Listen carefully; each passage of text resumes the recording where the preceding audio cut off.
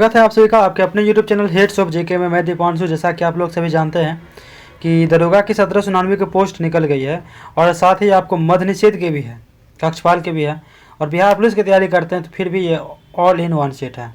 तो इसमें जो है टोटल 25 सेट है, 25 सेट है टोटल। इसमें ये ज्ञान बिंदु की 3rd एडिशन क्वेश्चन बैंक है दरोगा की, ठीक है।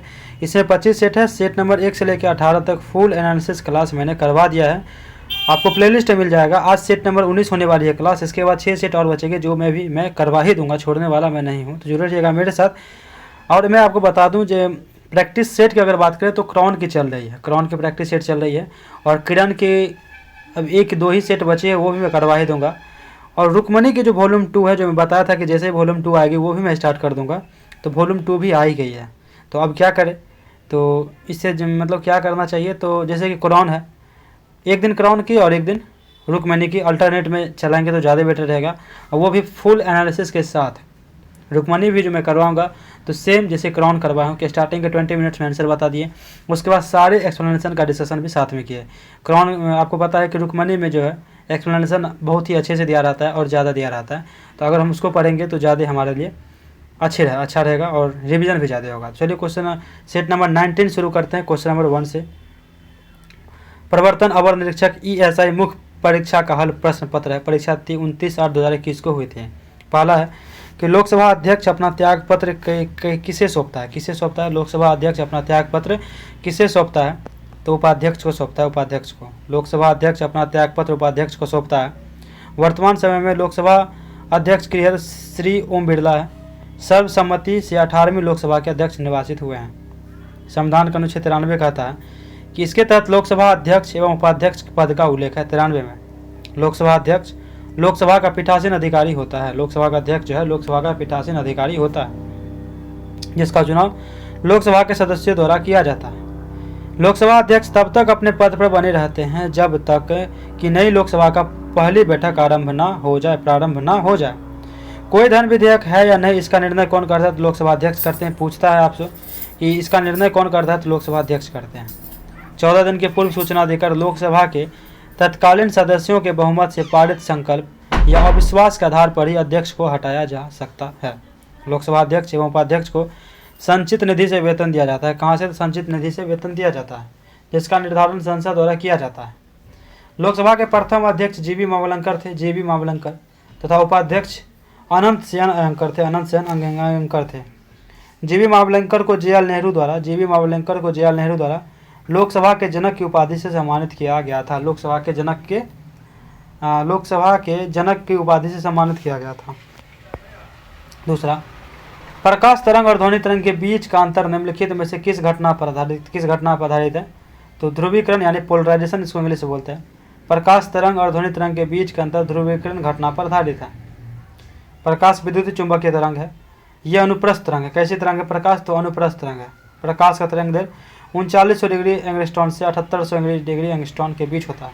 ध्वनि तरंग के साथ ध्रुवण घटना नहीं होती है। ध्वनि तरंग अनुदैर्घ्य तरंग का उदाहरण है। किसका, तो अनुदैर्घ्य तरंग का उदाहरण है। तीसरा, निम्नलिखित में से किस शिलालेख में अशोक के नाम उल्लेख है, तो मास्को हो जाएगा। मास्को मतलब मास्की एवं गुर्जरा दोनों हो जाएगा इसका। मास्की एवं गुर्जरा शिलालेख में अशोक का नाम अशोक मिलता है। अशोक मौर्य साम्राज्य का शासक था। किसका, तो मौर्य साम्राज्य का। अशोक ने देव नाम प्रिय प्रियदर्शी अभिलेखों में उपाधि धारण की थी। मास्की जो कि कर्नाटक में है, गुजरा जो कि मध्य प्रदेश में, नेटूर कर्नाटक में है, एवं उदयगोलम कहाँ है, तो उदयगोलम कर्नाटक में है। अभिलेख में अशोक का वास्तविक नाम क्या बताया गया, तो अशोक ही बताया गया है। सिंघली अनुश्रुति के अनुसार अशोक ने अपने 99 भाइयों की हत्या करके सिंहासन में बैठा था या प्राप्त किया था। भाबरू राजस्थान अभिलेख से अशोक ने स्वयं को मगध का सम्राट घोषित किया था। भाबरू अभिलेख में अशोक बौद्ध धर्म का अनुयायी था। ठीक है, अशोक किसका धर्म तो मानते थे, तो बौद्ध धर्म को मानते थे।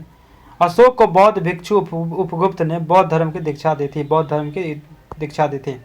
4, चलती कार में अचानक ब्रेक लगने पर यात्री का आगे की ओर झुकना निम्नलिखित में से किसका उदाहरण है। ऑप्शन ए हो जाएगा गति के जड़त्व का। चलती कार में अचानक ब्रेक लगने पर यात्री का आगे की ओर झुकना गति के जड़त्व का क्या है, उदाहरण है। जड़त्व वस्तु का आंतरिक गुण है, जिसके कारण वस्तु अपने अवस्था को बनाए रखने का प्रयास करती है। जड़त्व के नियम के बारे में सर्वप्रथम गैलीलियो ने बताया था। किसने? तो गैलीलियो ने बताया था। गाड़ी का अचानक चलने पर यात्री का पीछे की ओर झुकना विराम के जड़त्व का उदाहरण है। विराम के जड़त्व का उदाहरण है। न्यूटन के प्रथम नियम को ही जड़त्व का नियम कहते हैं। 5, हुंड्रू जलप्रपात किस नदी पर अवस्थित है? हुंड्रू तो सुवर्ण रेखा पे। कहाँ पे? तो सुवर्ण रेखा पर स्थित है। हुंड्रू जलप्रपात सुवर्ण रेखा नदी झारखंड पर अवस्थित है।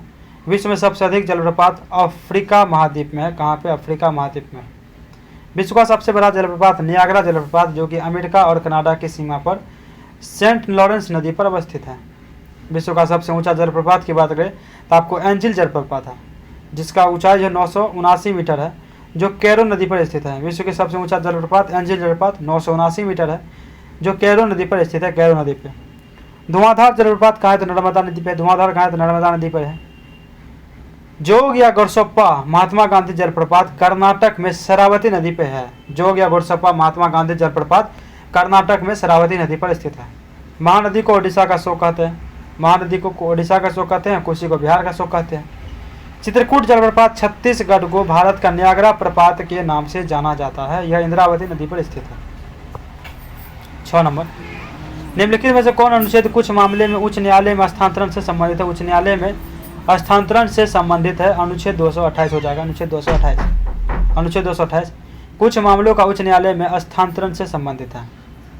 आगे, यदि उच्च न्यायालय को यह आभास हो कि उसके अधीनस्थ किसी न्यायालय में लंबित किसी मामले में संविधान के निर्वाचन के बारे में विधि का कोई सारवान प्रश्न अंतर्निहित है, तो उस मामले को उच्च न्यायालय अपने पास मंगा लेगा और स्वयं मामले का निपटारा करेगा या उक्त विधि के प्रश्न पर निर्णय पर प्रति संबंधित अधीनस्थ न्यायालय को लौटाएगा। अनुच्छेद 226 के तहत उच्च न्यायालय रिट जारी कर सकता है। 226 के तहत याद रखिएगा, उच्च न्यायालय जारी करता है आपको 226 के तहत, और सर्वोच्च न्यायालय करता है आर्टिकल 32 के तहत। अनुच्छेद 227 के तहत उच्च न्यायालय के अधीनस्थ न्यायालय और न्यायाधीश से न्यायाधिकरण के न्याय को प्रशासनिक अधीक्षण का अधिकार है। अनुच्छेद 225 क्या कहता है कि इसके तहत उच्च न्यायालय की अधिकारिता का उल्लेख है। अनुच्छेद 225 के तहत उच्च न्यायालय की अधिकारिता का। 7 नंबर, मानव नेत्र के किस भाग पर किसी वस्तु का प्रतिबिंब बनता है? किस भाग पर बनता है किसी वस्तु का प्रतिबिंब? तो रेटिना या दृष्टिपटल पर। मानव नेत्र के रेटिना या दृष्टिपटल पर किसी वस्तु का प्रतिबिंब बनता है। रेटिना पर वस्तु का प्रतिबिंब उल्टा एवं वास्तविक बनता है। आँख के सबसे भीतरी पारदर्शी झिल्ली को रेटिना कहते हैं। भीतरी या पारदर्शी झिल्ली को रेटिना कहते हैं। रेटिना दृष्टि शिराओं की एक फिल्म होती है जो वस्तुओं के प्रतिबिंब, रूप, रंग और आकार की अनुभूति को मस्तिष्क को कराती है। समान आँख के लिए न्यूनतम दूरी 25 सेंटीमीटर होती है। 5500 डिग्री एंगस्ट्रॉम तरंगदैर्घ्य वाले दृश्य प्रकाश के प्रति मनुष्य की आंख सबसे अधिक संवेदनशील होती है। क्या कह रहा है कि 5500 डिग्री एंगस्ट्रॉम तरंगदैर्घ्य वाले दृश्य प्रकाश के प्रति मनुष्य की आंख क्या होती है? सबसे अधिक संवेदनशील होती है। कोर्निया नेत्र के बाहरी भाग पर श्वेत पारदर्शी झिल्ली होती है। कोर्निया नेत्र के बाहरी भाग पर, जिससे होकर प्रकाश आंख में प्रवेश करती है। नेत्रदान में कोर्निया ही दान किया जाता है। कोर्निया के पीछे एक रंगीन झिल्ली का पर्दा होता है जिसे परितालिका या आइरिस कहते हैं। आंख के रंग का मतलब है आइरिस के रंग से। ठीक है, आगे आपको है पक्षावी पेशियाँ की बात करें तो पक्षावी पेशियाँ ये आंख की मतलब है, आंख का चित्र है। इसमें इसको क्या बोलते हैं? पक्षावी पेशियाँ। आपको ये जो दिख रहा है ब्लैक स्पॉट, ये आपको दृष्टिपटल हो गया। दृक् तंत्रिका हो गया। पुतली बोलते हैं सबसे यहाँ के वाले हिस्से को। परितालिका हो गया आपको ये स्वच्छ मंडल, ये ऊपरी आवरण का क्या बोलते हैं? स्वच्छ मंडल। और क्रिस्टलीय लेंस बोलते हैं आपको बीच वाले, कोर्निया के बीच वाले होते हैं क्रिस्टलीय लेंस बोलते हैं। परितालिका, आप देखिए परितालिका क्या बोलते हैं? आइरिस। आंख में प्रवेश करने वाले प्रकाश की मात्रा को नियंत्रण करता है। कौन? तो परितालिका। जबकि डायफ्राम शटर के माध्यम से कैमरे में प्रवेश की मात्रा को समायोजित किया जाता है। मानव आंख में किसी भी वस्तु का प्रतिबिंब उसके रेटिना पर ही बनता है, जबकि रेटिना कैमरे में फिल्म के रूप में कार्य करता है। रेटिना जो है कैमरे में फिल्म के रूप में कार्य करता है। अभिनेत्र लेंस रेटिना पर किसी वस्तु का उल्टा तथा वास्तविक प्रतिबिंब बनाता है। अभिनेत्र लेंस जो है रेटिना पर किसी वस्तु का उल्टा तथा वास्तविक प्रतिबिंब बनाता है। रेटिना एक कोमल सूक्ष्म झिल्ली होती है जिसमें बृहद संख्या में प्रकाश सुग्राही कोशिका होती है। प्रदीप्त होने पर प्रकाश सुग्राही कोशिका सक्रिय हो जाती है तथा विद्युत सिग्नल उत्पन्न करती है। ये सिग्नल दृक् तंत्रिकाओं द्वारा मस्तिष्क तक पहुंचा दिए जाते हैं।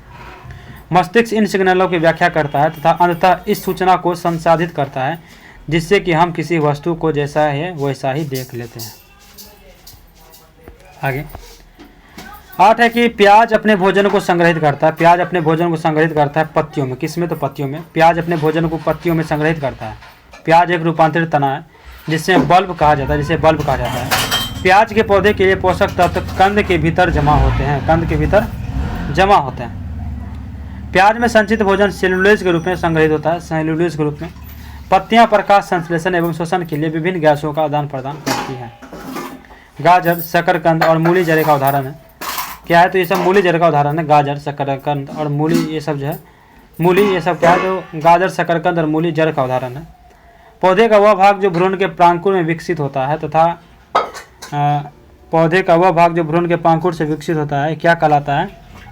एक बार तना कहलाता है। ठीक है, ये धनात्मक प्रकाश अनुवर्ती होता है। इन्हें तीन प्रकार निम्नलिखित होता है। 3 प्रकार कौन कौन से? तो भूमिगत तना, अर्धवावीय रूपांतरित तने और वावीय रूपांतरित तने। 3 प्रकार के तने होते हैं। कौन कौन आप देखते हैं। भूमिगत तना की बात की जाए तो भूमिगत तना, तने का वो भाग जो भूमि के अंदर पाया जाता है, भूमिगत तना कहलाता है। भूमिगत तने के प्रकार होते हैं आपको कंद, आलू और शकलकंद भी आते हैं भूमिगत तना में। शकलकंद में आपको आता है प्याज, लहसुन, लीली। घनकंद में आता है अरबी, जिमीकंद। प्रकंद में आता है हल्दी, अदरक, फर्न, केला। दूसरा अर्धवावीय रूपांतरित तने की अगर बात करें, अर्धवावीय रूपांतरित तने की बात करें तो ये पृथ्वी के सतह के ऊपर या आंशिक रूप से मिट्टी के नीचे रेंगकर वृद्धि करते हैं। ये तने कायिक प्रजनन में भाग लेते हैं। इनके निम्नलिखित प्रकार होते हैं। एक है कि ऊपरी भूस्ताड़ी दूब घास, एक ऊपरी भूस्ताड़ी कहता है दूब घास। एक होता है स्टोलम जो कि अरबी स्टोरी है। भूस्ताड़ी है जलकुंभी पिस्टिया, जो भूस्ताड़ी क्या है? जलकुंभी पिस्टिया। अंतः भूस्ताड़ी क्या है? गुलदाउदी पुदीना। वावीय रूपांतरित तने की बात करें तो वावीय रूपांतरित तने अगर है तो कुछ पौधे में तने का वावीय भाग विभिन्न प्रकार के लिए रूपांतरित हो जाता है। इनके निम्नलिखित प्रकार हैं। स्तंभ प्रतान की बात करें तो अंगूर, कुकुरबिटा। स्तंभ प्रतान की बात करें तो अंगूर और कुकुरबिटा। स्तंभ सूल की बात करें तो नींबू एवं बेर। पर्णाभ स्तंभ की बात करें तो नागफनी, कैक्टाई।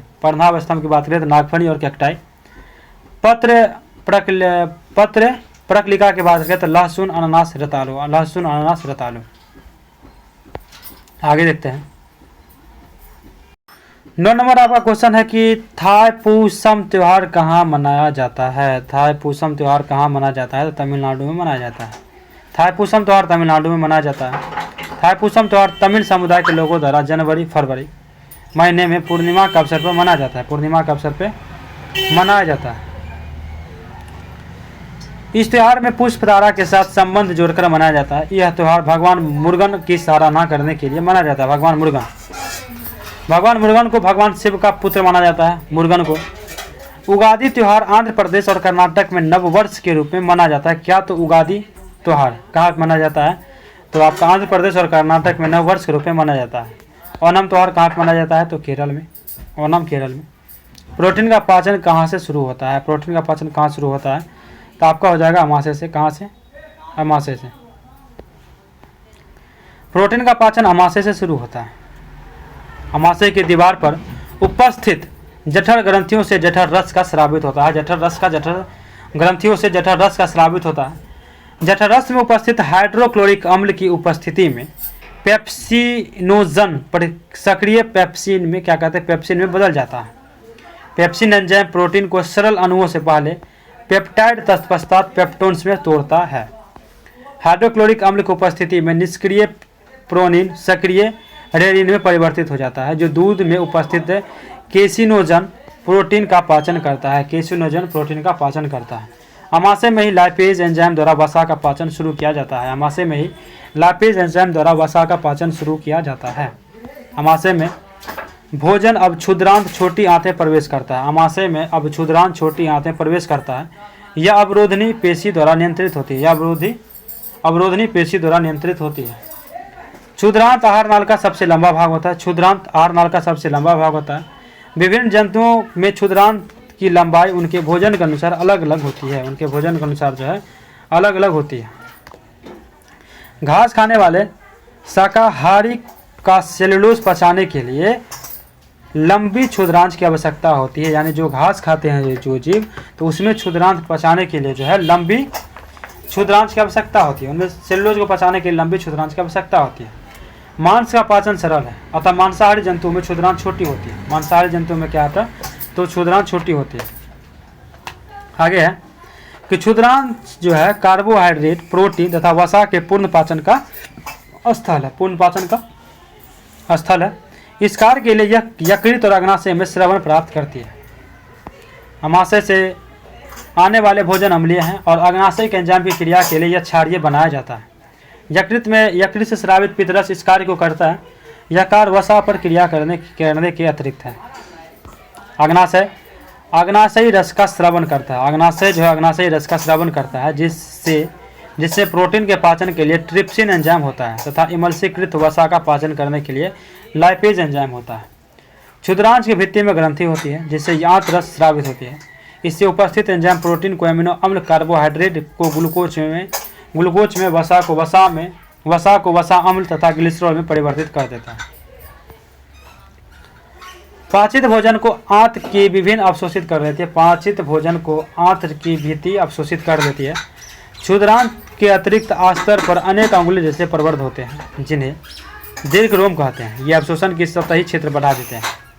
दीर्घरोम में रुधिर वाहिका की बहुतायत होती है, जो भोजन को अवशोषित करके शरीर की प्रत्येक कोशिका तक क्या करते हैं, तो पहुंचाते हैं। बिना पचा भोजन बृहदांत यानी बड़ी आंतें भेज दिया जाता है। बिना पचा भोजन क्या होता है, जो बड़ी आंतें भेज दिया जाता है, जहाँ दीर्घरोम इस पदार्थ से जल का अवशोषण कर देते हैं। अन्य पदार्थ गुदा द्वारा बाहर कर दिया जाता है। अन्य पदार्थ जब गुदा द्वारा बाहर कर दिया जाता है। 11. काजू के उत्पादन के लिए उपयुक्त मिट्टी कौन सी है? काजू के उत्पादन के लिए उपयुक्त मिट्टी पूछ रहा है, तो कौन सा मिट्टी हो जाएगा? लेटराइट मिट्टी। काजू के उत्पादन के लिए उपयुक्त मिट्टी जो है आपका कौन है? लेटराइट मिट्टी है। उच्च तापमान और अधिक वर्षा के साथ चट्टानों की टूट फूट होने से लेटराइट मिट्टी बनती है। क्या होती है? लेटराइट मिट्टी बनती है। लेटराइट मिट्टी में आयरन ऑक्साइड की अधिकता होती है, जिस कारण से यह मृदा लाल होती है। इसकी प्रकृति अम्लीय होती है। केरल, तमिलनाडु, छत्तीसगढ़, महाराष्ट्र आदि राज्य क्षेत्र में यह मृदा पाई जाती है। इस मृदा में नमी धारण करने की क्षमता नहीं होती। 12 देखते हैं कांवरताल झील कहाँ है? तो कांवरताल झील आपका कहाँ है? तो बिहार में। कहाँ पे है? बिहार में है। कांवरताल झील बिहार में है। कांवर झील बिहार के बेगूसराय जिले में स्थित है। यह झील बिहार के प्रथम रामसर साइट के रूप में घोषित किया गया है। इस झील और इसके आसपास की आर्द्रभूमि को पक्षी अभ्यारण्य का दर्जा प्राप्त है। गोगाबिल झील कटिहार में स्थित है। गोगाबिल झील जो है कहाँ पे स्थित है? तो कटिहार में स्थित है। बखीरा झील, सूर सरोवर, किथम झील, रामगढ़ ताल झील, सिरसी जलाशय, लीलोर झील आदि उत्तर प्रदेश में स्थित है। डल झील, उलर झील, नागिन झील आदि जम्मू कश्मीर में स्थित है। डल झील, उलर झील, नागिन झील आदि जम्मू कश्मीर में स्थित है। भीमताल, सात ताल, सप्तऋषि कुंड, क्या कहते हैं, सहस्त्र ताल, डोडी ताल आदि झीलें उत्तराखंड राज्य में स्थित है। तत्कार किस नृत्य का रूप है? तत्कार किस नृत्य का रूप है? आपका कथक। कथक है। तत्कार कथक यानी उत्तर भारत में प्रचलित नृत्य का रूप है। कथक का उद्भव कथा शब्द से हुआ है, जिसका शाब्दिक अर्थ होता है कथा कहना।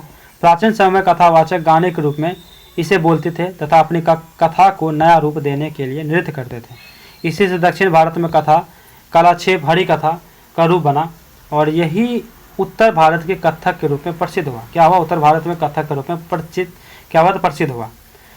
कथक नृत्य में पैरों और पैरों से बंधे घुंघरुओं से जो ध्वनि उत्पत्ति होती है उसे तत्कार कहते हैं। क्या कहते हैं? उसे तत्कार कहते हैं। तत्कार के द्वारा नर्तक जो है विभिन्न लयकारी एवं बोलों को प्रस्तुत करता है। कथक नृत्य को नटवरी नृत्य के नाम से जाना जाता है। कथक नृत्य को किस नाम से जाना जाता है? तो याद रखिएगा, नटवरी नृत्य भी कहा जाता है। भारत के शास्त्रीय नृत्य में केवल कथक का संबंध मुस्लिम संस्कृति से है। 14 कि भारत छोड़ो आंदोलन 1942 के समय जेल से भागकर किसने भूमिगत होकर लड़ाई लड़ी थी? भारत छोड़ो आंदोलन 1942 के समय जेल से भागकर किसने भूमिगत होकर लड़ाई लड़ी थी? जो जयप्रकाश नारायण। क्या हो जाएगा? जयप्रकाश नारायण। भारत छोड़ो आंदोलन 1942 के समय हजारीबाग जेल से भागकर जयप्रकाश नारायण ने भूमिगत होकर लड़ाई लड़ी थी। 8 अगस्त 1942 को गांधी जी के द्वारा बम्बई के ग्वालियर टैंक से भारत छोड़ो आंदोलन की घोषणा की गई। 9 अगस्त 1942 को ऑपरेशन जीरो आवर के अंतर्गत सभी महत्वपूर्ण कांग्रेसी नेताओं को बंदी बना लिया गया। बंदी बना लिया गया। 9 नवंबर 1942 को दीपावली की रात्रि में जयप्रकाश नारायण अपने साथियों के साथ जेल की चारदीवारी फांग कर जेल से फरार हो गए। जयप्रकाश नारायण नेपाल के तराई के जेल में रहकर आजाद दस्ता का गठन किया। सरदार नित्यानंद सिंह को आजाद दस्ता का निर्देशक यानी प्रशिक्षक बनाया गया। किसे? तो सरदार नित्यानंद सिंह को जो है आजाद दस्ता का निर्देशक प्रशिक्षक बनाया गया। मार्च अप्रैल 1943 ईस्वी में आजाद दस्ता का स्थापना किया गया। मार्च अप्रैल 1943 ईस्वी में जो है आजाद दस्ता का स्थापना किया गया। 1942 को भारत छोड़ो आंदोलन के दौरान जयप्रकाश नारायण राष्ट्रीय नेता के रूप में उभरकर सामने आए। जयप्रकाश नारायण जो है राष्ट्रीय नेता के रूप में उभरकर सामने आए। जयप्रकाश नारायण को ब्रिटिश सरकार ने नेपाल पर दबाव बनाकर बंदी बना लिया। दबाव बनाकर क्या कर बंदी बना लिया।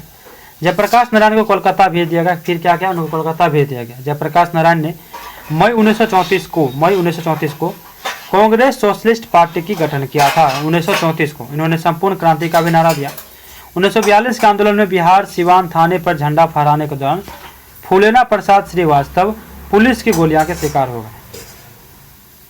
15 क्वेश्चन है आपका 15 नंबर कि यूनिसेफ का मुख्यालय कहाँ स्थित है। यूनिसेफ का न्यूयॉर्क में है। यूनिसेफ का मुख्यालय न्यूयॉर्क में स्थित है। यूनिसेफ की स्थापना जो आपको 11 दिसंबर 1946 को हुई थी। 11 दिसंबर 1946 को यूनिसेफ की स्थापना हुई थी। इसका संगठन का पुराना नाम जो है संयुक्त राष्ट्र अंतर्राष्ट्रीय बाल आपातकालीन कोष था। संयुक्त राष्ट्र अंतर्राष्ट्रीय बाल आपातकालीन कोष था किसका? तो यूनिसेफ का पुराना नाम। यूनेस्को की स्थापना 16 नवंबर 1945 को हुई थी।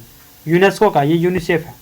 यूनेस्को की स्थापना 16 नवंबर 1945 को हुई थी, जबकि 4 नवंबर 1946 से यह प्रभावी हुआ।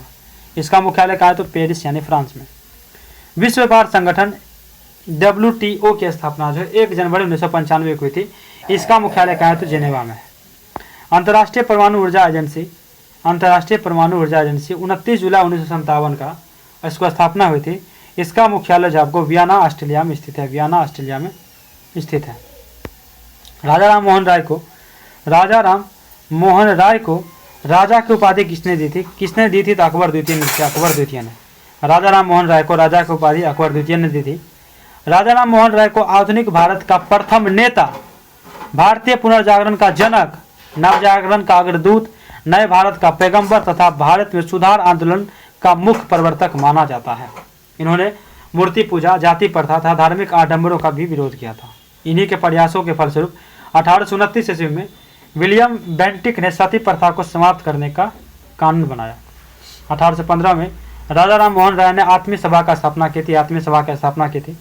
20 अगस्त 1828 ईस्वी को ब्रह्म समाज नामक धार्मिक संस्था की भी स्थापना राजा राम मोहन राय ने की थी। 20 अगस्त 1828 ईस्वी को ब्रह्म समाज नामक धार्मिक संस्था की जो स्थापना है आपको राजा राम मोहन राय ने ही किया था। विश्व मानवाधिकार दिवस कब मनाया जाता है? तो कब मनाया जाता है? 10 दिसंबर को मनाया जाता है। 10 दिसंबर को मनाया जाता है मानवाधिकार दिवस। देखते हैं आगे। विश्व मानवाधिकार दिवस 10 दिसंबर को मनाया जाता है। संयुक्त राष्ट्र मानवाधिकार परिषद UNHRC का गठन वर्ष 2006 में संयुक्त राष्ट्र महासभा द्वारा किया गया था। विश्व मानवाधिकार दिवस 10 दिसंबर 2023 का थीम जो है, विश्व मानवाधिकार दिवस 10 दिसंबर 2023 का थीम जो है सभी के लिए स्वतंत्रता, समानता और न्याय है। UNHRC United national human rights council का मुख्यालय जेनेवा स्विट्जरलैंड में स्थित है। 20 दिसंबर को अंतर्राष्ट्रीय मानव एकता दिवस मनाया गया। 20 दिसंबर को अंतर्राष्ट्रीय मानव एकता दिवस मनाया जाता है। 10 दिसंबर को विश्व आत्महत्या रोकथाम दिवस मनाया जाता है। 10 दिसंबर को जो है विश्व आत्महत्या रोकथाम दिवस मनाया जाता है। 15 अक्टूबर को विश्व छात्र दिवस मनाया जाता है। 15 अक्टूबर को जो आपको विश्व छात्र दिवस मनाया जाता है। उत्तर भारत में भक्ति आंदोलन का आरंभ किस संत ने किया था? उत्तर भारत में जो भक्ति आंदोलन का आरंभ किस संत ने किया था? तो रामानंद ने किया था। रामानंद ने। उत्तर भारत में भक्ति आंदोलन का आरंभ रामानंद ने किया था। भक्ति आंदोलन मध्यकालीन हिंदू धार्मिक आंदोलन था। भक्ति आंदोलन की शुरुआत जो है दक्षिण भारत में अलवार एवं नयार संतों द्वारा की गई थी। रामानंद पहले संत थे जिन्होंने हिंदी में उपदेश दिए थे। रामानंद के 12 शिष्य थे, जिनमें से रैदास, चर्मकार, सेन नाई, कबीर जुलाहा, धन्ना जाट आदि थे। सूरदास वल्लभाचार्य के शिष्य थे। सूरदास किसके मतलब थे? शिष्य तो वल्लभाचार्य के शिष्य थे। ये अष्टछाप के प्रवर्तक थे। किसके? तो अष्टछाप के प्रवर्तक थे। वल्लभाचार्य का नाम विष्णु स्वामी भी था। वल्लभाचार्य का नाम जो था विष्णु स्वामी भी था। इन्होंने उत्तर भारत में पुष्टि मार्ग का प्रचार किया। उत्तर भारत में पुष्टि मार्ग का प्रचार किया। ये रुद्र संप्रदाय से संबंधित थे। ये रुद्र संप्रदाय से संबंधित थे। स्वामी रामानंद ने पद्मावती तथा सूरसिर नामक स्त्रियों को अपनी शिष्या बनाया था। सूरसिर नामक स्त्रियों को जो है अपनी शिष्या बनाया था। 19 कौन सा क्षेत्र उच्च न्यायालय के अंतर्गत नहीं आता है? नहीं आता है तो परामर्शी अधिकार नहीं आता है। परामर्शी अधिकार नहीं आता है। परामर्शी अधिकार उच्च न्यायालय के अंतर्गत नहीं आता है। संविधान का अनुच्छेद 143 के तहत केवल सर्वोच्च न्यायालय को परामर्शी अधिकार प्राप्त है। सर्वोच्च न्यायालय को ही क्या है प्राप्त है। उच्च न्यायालय को मूल अधिकार के प्रवर्तन से जुड़े मामले, अधीनस्थ न्यायालय की विधि के सारवान प्रश्न वाले मामले की व्याख्या, संसद या राज्य विधानमंडल के निर्वाचन से जुड़े मामले पर फैसला करने का अधिकार मूल आरंभिक अधिकार है। क्या है? तो मूल आरंभिक अधिकार है। अनुच्छेद 323 का क क्या कहता है? 323 के क के तहत जो है स्थापित अधिकरणों के निर्णय के 323 के क के तहत जो है स्थापित अधिकरणों के निर्णयों के विरुद्ध अपीलीय अधिकार के तहत, किसके? तो अपीलीय अधिकार के तहत उच्च न्यायालय निर्णय करने में सक्षम है। उच्च न्यायालय जो निर्णय करने में क्या है? तो सक्षम है। अनुच्छेद 215 क्या कहता है? उच्च न्यायालय को अभिलेख न्यायालय का दर्जा प्राप्त है। उच्च न्यायालय को क्या है? तो अभिलेख न्यायालय का दर्जा प्राप्त है। अनुच्छेद 215 कहता है। अनुच्छेद 227 इसके तहत उच्च न्यायालय को न्यायिक एवं प्रशासनिक निरीक्षण करने का अधिकार है। न्यायिक एवं प्रशासनिक निरीक्षण करने का अधिकार है। अनुच्छेद 227 के तहत। स्टेपी क्षेत्र किस फसल के लिए प्रसिद्ध है? स्टेपी क्षेत्र आपके गेहूं के लिए प्रसिद्ध है। गेहूं के लिए प्रसिद्ध है स्टेपी क्षेत्र। स्टेपी क्षेत्र गेहूं की फसल के लिए प्रसिद्ध है। स्टेपी क्षेत्र में व्यापक स्तर पर गेहूं उत्पादन के कारण इसे विश्व का अनाज भंडार कहा जाता है। विश्व का अनाज भंडार कहा जाता है। इस क्षेत्र में गेहूं के अलावा मक्का का भी उत्पादन भी व्यापक स्तर पर होता है। स्टेपी क्षेत्र यूरोप और यूरेशिया के उत्तर भाग में पाया जाता है। इटली का लोम्बार्डी मैदान चावल का प्रमुख उत्पाद क्षेत्र है। इटली का जो लोम्बार्डी मैदान है आपका चावल का प्रमुख उत्पाद क्षेत्र है। यूरोप में चुकंदर की खेती चीनी उत्पादन हेतु किया जाता है। यूरोप में चुकंदर की खेती जो आपको चीनी उत्पादन हेतु किया जाता है। मत्स्य ग्रहण क्षेत्र के रूप में डॉगर बैंक व ग्रेट फिशर बैंक विश्व प्रसिद्ध है। डॉगर बैंक व ग्रेट फिशर बैंक जो है आपको विश्व प्रसिद्ध है। इंडियन सोशल कॉन्फ्रेंस की स्थापना कब की गई? इंडियन सोशल कॉन्फ्रेंस की स्थापना कब हुई? 1887 में हुई थी। 1887 में हुई थी। इंडियन सोशल कॉन्फ्रेंस की स्थापना 1887 ईस्वी में हुई थी। इंडियन सोशल कॉन्फ्रेंस की स्थापना 1887 ईस्वी में हुई थी। इंडियन सोशल कॉन्फ्रेंस की स्थापना महादेव गोविंद रनाडे और रघुनाथ राव ने की थी। एमजे रनाडे और रघुनाथ राव ने की थी। इसका पहला सत्र आपको दिसंबर 1887 में मद्रास में आयोजित किया गया था। मद्रास में इस सम्मेलन में अंतरजातीय विवाह का समर्थन किया गया। अंतरजातीय विवाह का भी समर्थन किया गया और बहुविवाह का विरोध प्रदान किया गया। और बहुविवाह को विरोध प्रदान किया गया। 28 सितंबर 1885 को भारतीय राष्ट्रीय कांग्रेस की स्थापना की गई थी। 28 दिसंबर 1885 को जो है भारतीय राष्ट्रीय कांग्रेस की स्थापना की गई थी। महादेव गोविंद रनाडे को महाराष्ट्र का सुकारात भी कहा जाता है। महादेव गोविंद रनाडे को जो है महाराष्ट्र का सुकारात भी कहा जाता है। 22 निम्नलिखित में से मगध साम्राज्य का कौन सा शहर गंगा, सोन और गंडक के संगम पर बसा है? आपका हो जाएगा ऑप्शन है पाटलिपुत्र। मगध साम्राज्य का पाटलिपुत्र शहर गंगा, सोन, गंडक संगम पर बसा है। कौन कौन से? गंगा, सोन और गंडक। हर्यक वंश के शासक उदयन ने पाटलिपुत्र शहर की स्थापना की थी। मगध साम्राज्य की सीमा उत्तर में गंगा, मगध साम्राज्य की सीमा जो है आपको उत्तर में गंगा से, दक्षिण में विंध्य पर्वत तक, पूर्व में चंपा से और क्या कहते हैं, फिर से पढ़ते हैं कि है कि मगध साम्राज्य की सीमा उत्तर में गंगा से, दक्षिण में विंध्य पर्वत तक, पूर्व में चंपा से, पश्चिम में सोन नदी तक फैली हुई थी। पाटलिपुत्र का प्राचीन नाम क्या है? तो कुसुमपुर, पुरुषपुर भी है। कालांतर में शेरशाह सूरी ने पाटलिपुत्र का नाम बदलकर पटना रखा था। औरंगजेब के काल में पटना का नाम अजीमाबाद किया गया था। औरंगजेब के समय में पटना का नाम अजीमाबाद किया गया था। 23 नंबर भूपट्टी में सर्वाधिक मात्रा में पाया जाने वाला खनिज कौन सा है?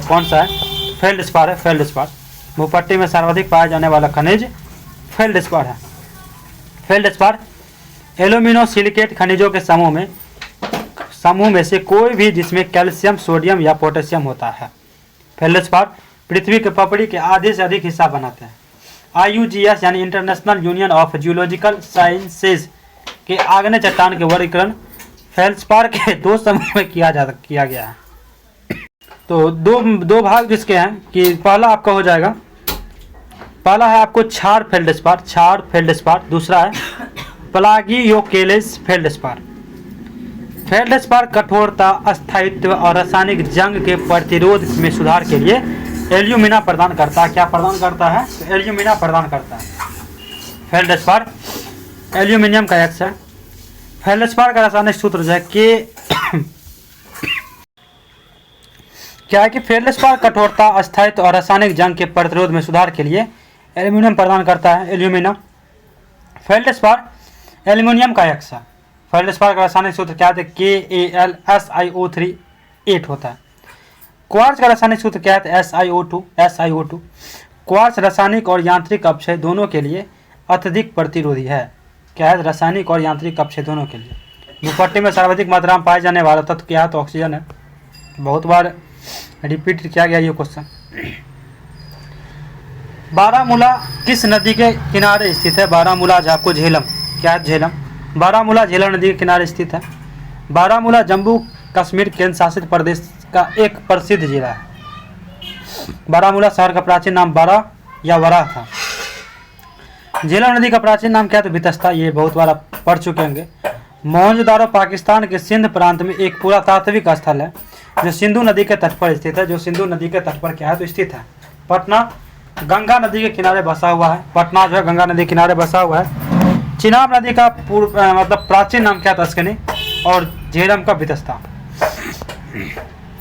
जंग का रासायनिक नाम क्या है? जंग का, तो जंग का जो रासायनिक नाम हो जाएगा आपका जल योजित फेरिक ऑक्साइड। क्या है? जल योजित फेरिक ऑक्साइड। जंग का रासायनिक नाम जल योजित फेरिक ऑक्साइड है। जंग का सूत्र सामान्यतः Fe2O3 इंटू XH2O या Fe2O3 इंटू FeOH3 होता है। जंग को फेरिसोफेरिक या हाइड्रोक्साइड या फेरिसोसल्फ्यूरिक ऑक्साइड भी कहते हैं। फेरिसोफेरिक ऑक्साइड भी कहते हैं।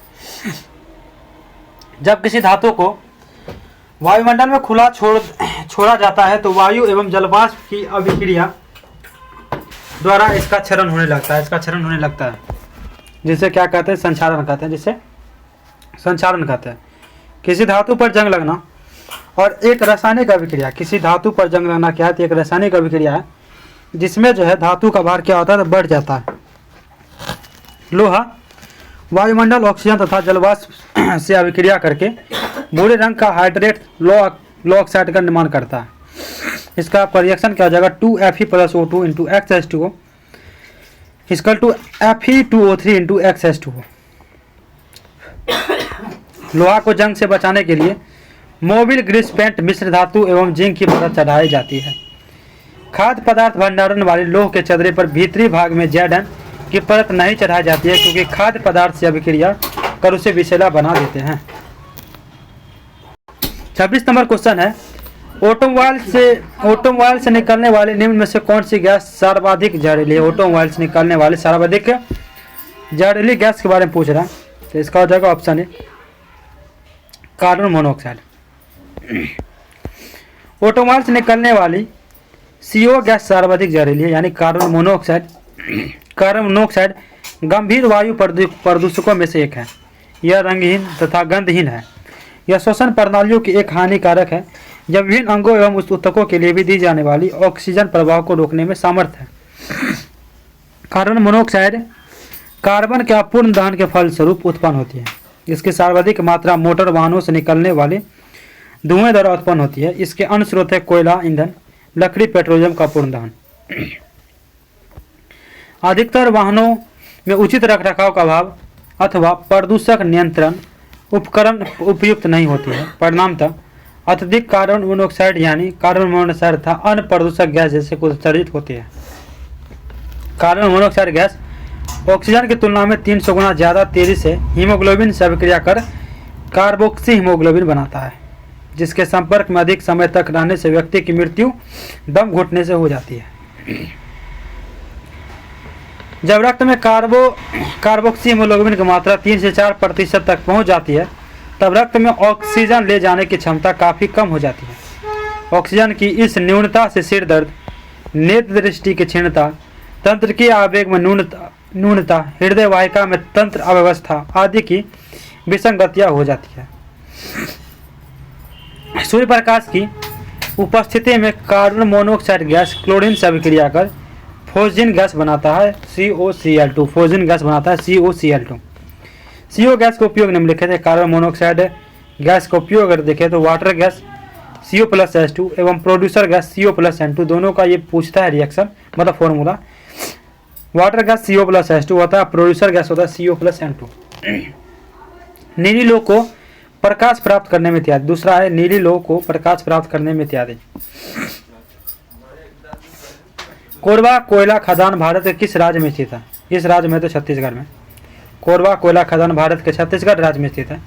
कोयला आधारित ताप विद्युत परियोजना की बात करें तो छत्तीसगढ़ का कौन कौन है? छत्तीसगढ़ में कोरबा, लाड़ा, सीपत। कोरबा, लाड़ा, सीपत।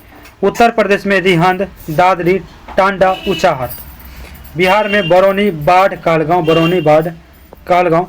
ओडिशा में तलचर, कन्या, दलीपर्ली। झारखंड का झरिया भारत का सबसे बड़ा कोयला खनन क्षेत्र है। झारखंड का झरिया जो है भारत का सबसे बड़ा कोयला खनन क्षेत्र है। भारत के राज्यों में कोयले के भंडार में झारखंड क्या अग्रणी है एवं उत्पादन में क्या छत्तीसगढ़ अग्रणी है। भारत के राज्यों में कोयले के भंडार में झारखंड ज़्यादा है और उत्पादन में छत्तीसगढ़ ज़्यादा है। निम्नलिखित में से कौन गैर नवीकरणीय पुनः चक्रण स्रोत है? निम्नलिखित में से क्या बोल रहा है कि कौन गैर नवीकरणीय पुनः चक्रण स्रोत है? तो लोहा हो जाएगा, लोहा। लोहा गैर नवीकरणीय पुनः चक्रण स्रोत है। संसाधनों का वर्गीकरण। संसाधन जो है आपको थोड़ा सा और ऊपर कर लेते हैं, हाँ ठीक है। संसाधन संसाधन को दो भागों में बांटा गया मुख्यतः, याद रखिएगा, प्राकृतिक और मानवीय। प्राकृतिक और मानवीय। अब प्राकृतिक संसाधन को दो भागों में बांटा गया है, एक नवीकरणीय और दूसरा अनवीकरणीय। और मानवीय को भी दो भागों में बांटा गया है, संरचना एवं संस्थाएं एवं मात्रा एवं गुणवत्ता। मात्रा एवं गुणवत्ता के आधार पर और संरचना एवं संस्थाएं के आधार पर। नवीकरणीय को भी दो भागों में बांटा गया है, एक सतत अथवा प्रवाह जैसे पवन जल। सतत अथवा प्रवाह, इसमें कौन कौन आते हैं? पवन और जल। और दूसरा आता है जैव, दूसरा आता है जैव, ठीक है। और अनवीकरणीय को भी आपको दो भागों में बांटा गया है, एक पुनः चक्रीय जैसे कि धातु, एक होता है अचक्रीय जैसे कि जीवाश्म ईंधन। और जैव को भी दो भागों में बांटा गया है, एक प्राकृतिक वनस्पति, एक वन्य जीव। एक प्राकृतिक वनस्पति और एक वन्य जीव। जिन संसाधनों को एक बार उपयोग करने के बाद पुनः उपयोग या उन्हें बदला नहीं जा सकता, उसे गैर नवीकरणीय संसाधन कहते हैं। गैर नवीकरणीय संसाधन सीमित मात्रा में उपलब्ध होते हैं, ठीक है। गैर नवीकरणीय संसाधन पर्यावरण के अनुकूल नहीं होते हैं क्योंकि इसमें कार्बन की उत्सर्जन बहुत अधिक मात्रा में होती है। कार्बन की बहुत ज़्यादा उत्सर्जन इसमें होती है। कोयला, तेल, परमाणु ऊर्जा, पेट्रोलियम, प्राकृतिक गैस क्या कहते हैं, बैटरी आदि गैर नवीकरणीय संसाधन है। बैटरी है ये। नवीकरणीय ऊर्जा स्रोत के अंतर्गत सौर ऊर्जा, पवन ऊर्जा, ज्वारीय ऊर्जा, भूतापीय ऊर्जा आदि आते हैं। नवीकरणीय ये सब है, मतलब जितने भी ऊर्जा आपको, सौर ऊर्जा हो गया, पवन ऊर्जा हो गया, ज्वारीय ऊर्जा हो गया, भूतापीय ऊर्जा हो गया, ये सब नवीकरणीय है। 29 बेकिंग सोडा का रासायनिक सूत्र क्या है? बेकिंग सोडा का NaSCO3। बेकिंग सोडा का रासायनिक नाम NaSCO3 है। बेकिंग सोडा को गर्म करने पर विघटित होकर कार्बन डाइऑक्साइड के बुलबुले देता है, अतः इसका उपयोग जो है केक, पेस्ट्री, पकौड़े इत्यादि बनाने में किया जाता है। Baking soda sodium hydrogen carbonate को सोडियम कार्बोनेट के विलयन में CO2 गैस में संतृप्त करके बनाया जाता है। सोडियम हाइड्रोजन कार्बोनेट का श्वेत चूर्ण जो है कम विलय होने के कारण पृथक हो जाता है। Na2CO3 plus H2O plus CO is equal to 2NaSCO3 इसका बनता है। सोडियम हाइड्रोजन कार्बोनेट चर्म रोग में मंद प्रतिरोधी के रूप में प्रयोग किया जाता है। बेकिंग सोडा या खाने का सोडा, सोडियम बाइकार्बोनेट के उपयोग ये अग्निशामक में भोजन को फ्लफी बनाने में या केक बिस्किट्स पेट की अम्लता को दूर करने में किया जाता है। बेकिंग सोडा या खाने का सोडा का प्रयोग। Na2CO3 N210H2 यानी सोडियम कार्बोनेट को धोवन सोडा भी कहा जाता है, इसे धोवन सोडा भी कहा जाता है। 30 नंबर, निम्नलिखित में से कौन नदी द्वारा बनाई गई एक निक्षेपी भू आकृति है? निक्षेपी भू आकृति है जलोढ़ पंख हो जाएगा इसका, जलोढ़ पंख। जलोढ़ पंख नदी द्वारा बनाई गई एक निक्षेप भू आकृति है। नदी जब पर्वतीय क्षेत्र में मैदानी क्षेत्र में नीचे उतरती है, नदी जब पर्वतीय क्षेत्र से मैदानी क्षेत्र में नीचे उतरती है तो भूमि के ढाल एकाएक मंद हो जाती है, जिसके कारण नदी अपने साथ प्रवाहित बड़े बड़े बालू, कंकर, पत्थर आदि को पर्वत पाद पर निक्षेप जमा करने लगती है, जिसे जलोढ़ पंख या जलोढ़ शंकु कहते हैं। देख सकते हैं इसका फिगर इस तरह से। यह भू आकृति नदी के प्रौढ़ावस्था में निर्मित भू आकृति है। यह प्रौढ़ावस्था में मैदानी क्षेत्र में मंद ढाल के कारण जब नदी किसी अवरोध को अपरदित करने के बजाय अपना मार्ग ही बदल लेती है तो इससे भू आकृति को सर्पाकार नदी विसर्व मेंडर कहा जाता है। यह अपर्दन और निक्षेपण दोनों क्रिया से बनती है। हिम के साथ मिले हुए बालू, कंकर, पत्थर को हिमोड मोरन कहते हैं। यह हिम के निक्षेपण में निर्मित होती है। 31, कोरापुट निम्नलिखित में से किस लिए प्रसिद्ध है? ये हो जाएगा 1 नंबर बॉक्साइट। कोरापुट बॉक्साइट के लिए प्रसिद्ध है। ओडिशा का कालाहांडी तथा कोरापुट जिला भारत में बॉक्साइट का सबसे बड़ा क्षेत्र है। झारखंड के पलामू तथा लोहरदगा में उच्च कोटि का बॉक्साइट पाया जाता है। लौह अक्ष के प्रमुख क्षेत्र हैं गुरु महिषासनी, सूलेपत, दल्ली राजहरा, नोआ मुंडी, भावनगर आदि। कॉपर तांबा का प्रमुख क्षेत्र की बात करें तो घाटशिला, अलवार, भोटांग, गंटूर, मलाजखंड क्षेत्र आदि। अवरक के प्रमुख क्षेत्र की बात करें तो नेल्लोर, कोडरमा, गया। ठीक है, अवरक उत्पादन का क्षेत्र है। कॉपर में आपका कौन कौन हो जाएगा तो घाटशिला, अलवर, भोटांग, गंटूर, मलाजखंड क्षेत्र आदि। लौह अक्ष से प्रमुख क्षेत्र की बात करें तो गुरु महिषानी, सूलेपत, दल्ली राजहरा, नोआ मुंडी, भावनगर आदि। झारखंड के पलामू तथा लोहरदगा में उच्च कोटि का बॉक्साइट पाया जाता है, याद रखिएगा। 32, पश्चिमी विक्षोभ भारत में प्रवेश करने से पहले किस समुद्र से नमी प्राप्त करता है? किस समुद्र से? कैस्पियन सागर से। पश्चिमी विक्षोभ भारत में प्रवेश करने से पहले कैस्पियन सागर से नमी प्राप्त करता है। पश्चिमी विक्षोभ भूसागरीय क्षेत्र में उत्पन्न होने वाला एक तूफान है जो भारतीय उपमहाद्वीप के उत्तर पश्चिम भागों में अचानक जाड़े के मौसम में बारिश करता है। जब पश्चिम विक्षोभ हिमालय की ओर आता है तो इनकी नमी बारिश और बर्फ के रूप में बदल जाती है। क्या होता है कि जब पश्चिम विक्षोभ हिमालय की ओर जाता है, तब क्या होता है तो इनकी नमी बारिश और बर्फ के रूप में बदल जाती है। पश्चिम विक्षोभ से उत्तर भारत, नेपाल, पाकिस्तान और अफगानिस्तान में जाड़े में वर्षा होती है। पश्चिम विक्षोभ से जो है उत्तर भारत में, नेपाल, पाकिस्तान और अफगानिस्तान में जाड़े में भी वर्षा हो जाती है।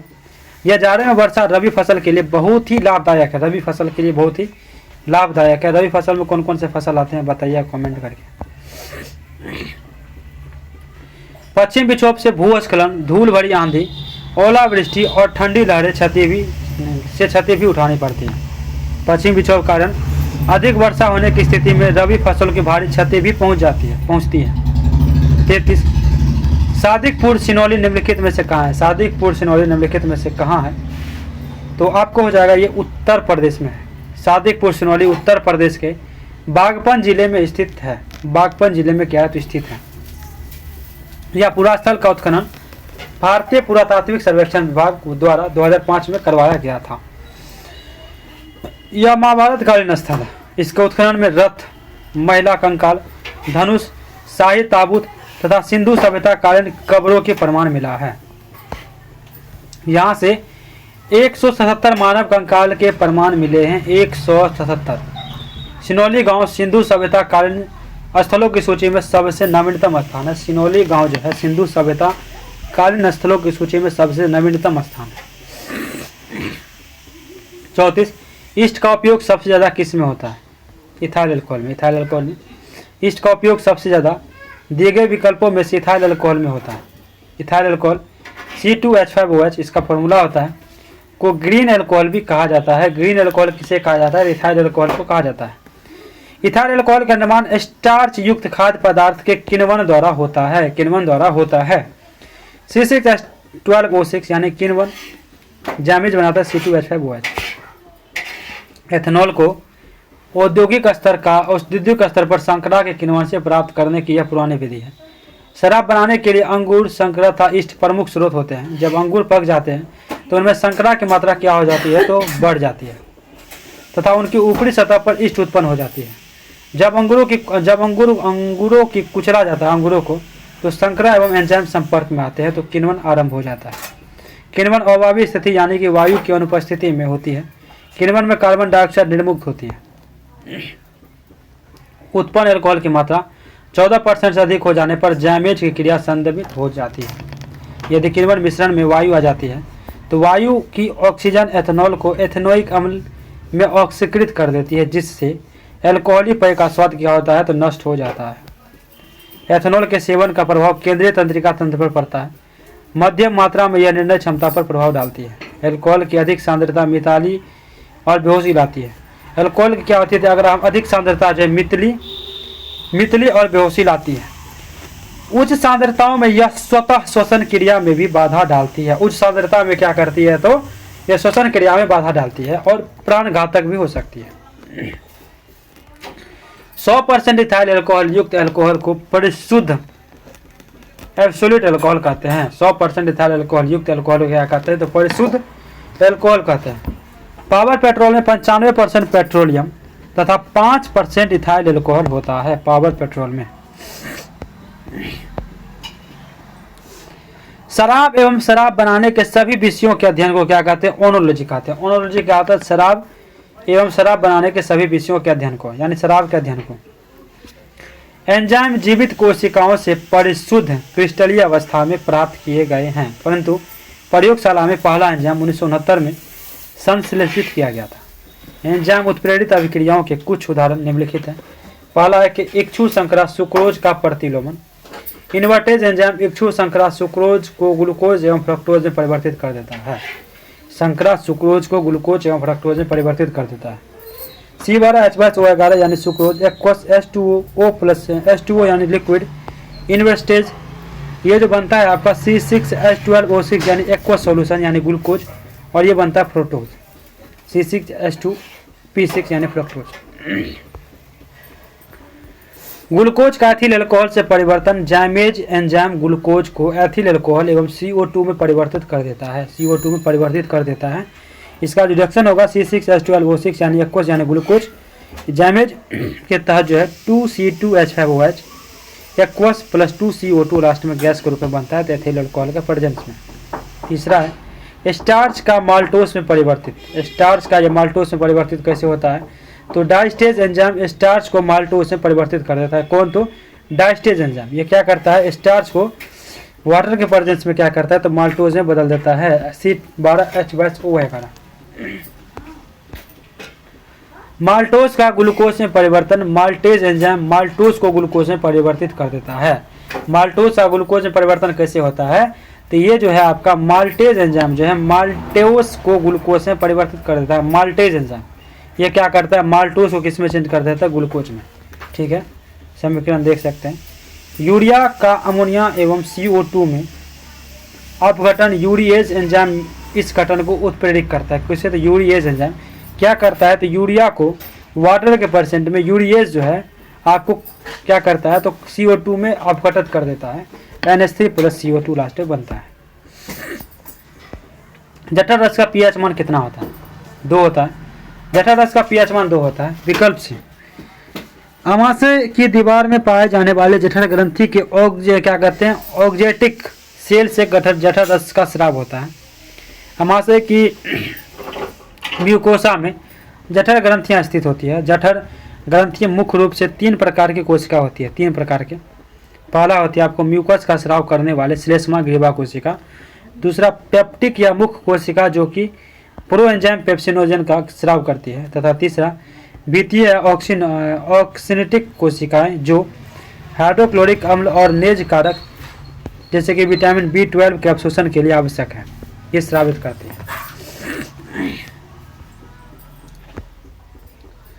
जठर रस के स्राव की मात्रा 1.5 से लेकर 2 लीटर प्रतिदिन होती है।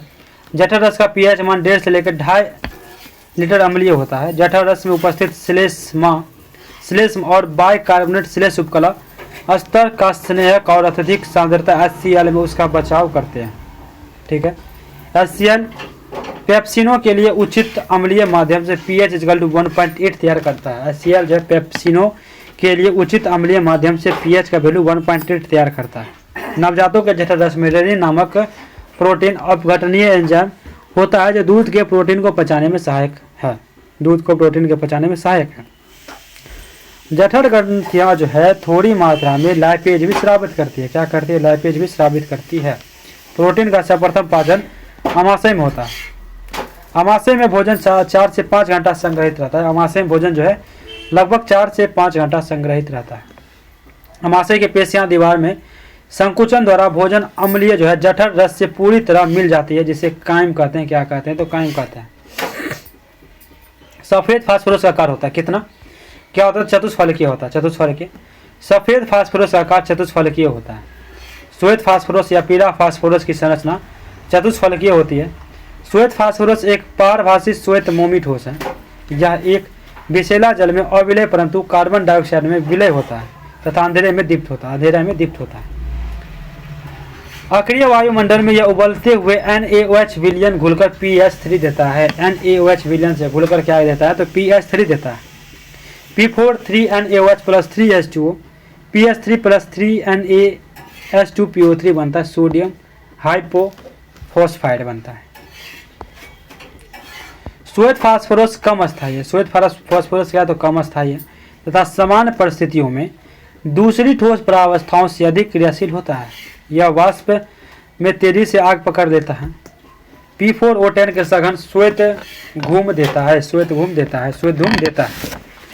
P4 अणु चतुष्फलकीय है। P4 अणु क्या है? तो चतुष्फलकीय है। P4 अणु क्या है? तो चतुष्फलकीय है। उसके बाद है जिसमें 4 फास्फोरस परमाणु सहसंयोजक कोवालेंट बंधन द्वारा जुड़े रहते हैं। P4 चतुष्फलकीय में फास्फोरस परमाणु के बीच निर्बल वांडर वाल्स फोर्स होता है। अतः श्वेत फास्फोरस अन्य अवरूपों की अपेक्षा अधिक क्रियाशील होता है। क्या? अधिक क्रियाशील होता है। यह अति ज्वलनशील होता है जो 35 डिग्री सेल्सियस पर आग भी पकड़ देता है। ज्वलनशील गुण के कारण इसे जल में रखा जाता है। इसका उपयोग पटाखा बनाने में, धूम्र बम एवं बहुत सारे दवाइयों के निर्माण में किया जाता है। यह स्फुरदीप्ति उत्पन्न करता है। स्फुरदीप्ति यानी फॉस्फोरेसेंस उत्पन्न करता है। लाल फास्फोरस का उपयोग माचिस के तिल्ले में किया जाता है। ये बहुत बार पूछा जाता है, किसका उपयोग माचिस के तिल्ले में किया जाता है? तो लाल फास्फोरस का उपयोग माचिस के तिल्ले में किया जाता है। चावल खेती के लिए उपयुक्त जलवायु कौन सी है? चावल खेती के लिए? तो उष्णकटिबंधीय। चावल खेती के लिए उपयुक्त जलवाष्प जो उष्णकटिबंधीय है। चावल उष्णकटिबंधीय मानसून जलवायु की फसल है। चावल की फसल हेतु भूमि समतल तापमान जो है 20 से लगभग 30 डिग्री सेल्सियस तथा वर्षा जो है लगभग 100 से लेकर 150 सेंटीमीटर आवश्यक होती है। चावल भारत की प्रथम और विश्व की दूसरी खाद्यान्न फसल है। चावल भारत की प्रथम और विश्व की दूसरी खाद्यान्न फसल है। विश्व का धान का कटोरा थाईलैंड को कहा जाता है और भारत का धान कटोरा छत्तीसगढ़ राज्य एवं कृष्णा गोदावरी डेल्टा क्षेत्र को कहा जाता है। बिहार का धान का कटोरा रोहतास को कहा जाता है। याद रखिए, बिहार का धान कटोरा रोहतास को और भारत के छत्तीसगढ़ को तथा कृष्णा गोदावरी डेल्टा को। अंतर्राष्ट्रीय चावल अनुसंधान संस्थान मुख्यालय कहाँ है? तो मनीला, फिलीपींस में। ठीक है। 38 निम्नलिखित में से सबसे पहला एंटीबायोटिक दवा कौन सा है? पहला एंटीबायोटिक दवा कौन सा है? तो सल्फा ड्रग है। सल्फा ड्रग सबसे पहला एंटीबायोटिक दवा है। विकल्प से आप सल्फा ड्रग के बारे में पढ़ते हैं तो यह एक रासायनिक पदार्थ है जो पहली बार जीवाणुओं से रक्षा के लिए कृत्रिम रूप से निर्मित किया गया था। सल्फा ड्रग नामक एंटीबायोटिक का निर्माण 1935 में गरहार्ड डोमगक ने किया था। एंटीबायोटिक दवा हानिकारक जीवाणु बैक्टीरिया के विरुद्ध उपचार हेतु कारगर होता है। सर्वप्रथम अलेक्जेंडर फ्लेमिंग ने पेनिसिलिन नामक एंटीबायोटिक दवा का निर्माण किया जो पेंसिलियस नोटेटस नामक कवक से प्राप्त किया गया था। क्लोरोमेफेनिनोल एंटीबायोटिक का निर्माण 1947 में किया गया था। टेट्रासाइक्लिन एंटीबायोटिक का निर्माण 1948 में किया गया था। कोई भी पदार्थ जो किसी रोग को अभिज्ञानित करने या रोकने, आराम पहुंचाने तथा उपचार के उपयोग में काम आता है, औषधि कहलाता है। इसके निम्नलिखित प्रकार है। पहला है आपका पहला ज्वरनाशक। ये शारीरिक दर्द तथा बुखार उतारने में लाभप्रद है, जैसा कि एस्प्रिन, क्रोसिन, पैरासीटामोल, नोवलजिन आदि ज्वरनाशक है ये। दूसरा आपको पीराहारी। इन औषधियों का उपयोग दर्द को दूर करने में किया जाता है, दर्द को दूर करने के लिए किया जाता है। एस्प्रिन एक पीराहारी दवा है। तीसरा निश्चेतक। तीसरा क्या? निश्चेतक संवेदना को कम करने में प्रयुक्त होता है, संवेदना को क्या होता है, कम करने में प्रयुक्त होता है। जैसे आपको क्लोरोफॉल। निंद्रा हेतु वेरनल, सल्फोनल, डायजीपाम आदि दवाओं का प्रयोग किया जाता है। चौथा आपका क्या कहते हैं, टेनविलाइजर्स। ये औषधि के केंद्रीय नाड़ी संस्थान के उच्च केंद्रों में प्रभाव डालती है। ये जो है औषधि के केंद्रीय नाड़ी संस्थान के उच्च केंद्रों में प्रभाव डालती है और कुछ समय के लिए चिंताओं को दूर करती है, जैसे कि लुपिनल और इक्वेनिल आदि। अब प्रतिरोधी के बारे में करें, एंटीसेप्टिक्स के बारे में बात करें तो प्रतिरोधी सूक्ष्म जीव के विकास को रोकते हैं। प्रतिरोधी जो है सूक्ष्म जीव के विकास को रोकती है और उन्हें नष्ट करते हैं। ये शरीर के घाव को धोने और नष्ट करने में सहायक होता है, जैसे कि chloramine, phenol tincture iodine, mercurochrome, potassium permanganate, mercuric chloride और एक्रिफ्लोविन आदि। छठा है आपका जर्मनाशी। ये वे पदार्थ हैं जो रोगाणुओं, फंजाई और वायरस को नष्ट कर देते हैं। जैसे कि DDT 2,4-D खरपतवारनाशी इसको बोलते हैं। एंड्रीन, एस्ट्रोपोटोसाइक्लिन, पैराथियन आदि। निम्नलिखित में से कौन सबसे अधिक प्रत्यास्थ या लचीला है? क्या है? स्टील है। क्या है? स्टील है। प्रत्यास्थ एवं लचीला है स्टील सबसे अधिक प्रत्यास्थ यानी लचीला है। वह गुण जिसके कारण किसी पदार्थ पर प्रत्यारोपित बल को हटाने से वह पदार्थ अपनी प्रारंभिक आकृति व आकार को पुनः प्राप्त कर देता है, प्रत्यास्था कहलाता है। यदि किसी पदार्थ में अपनी प्रारंभिक अवस्था को प्राप्त करने का गुण नहीं हो, इस प्रकार के पदार्थ को प्लास्टिक कहा जाता है। क्या कहा जाता है? तो प्लास्टिक कहा जाता है।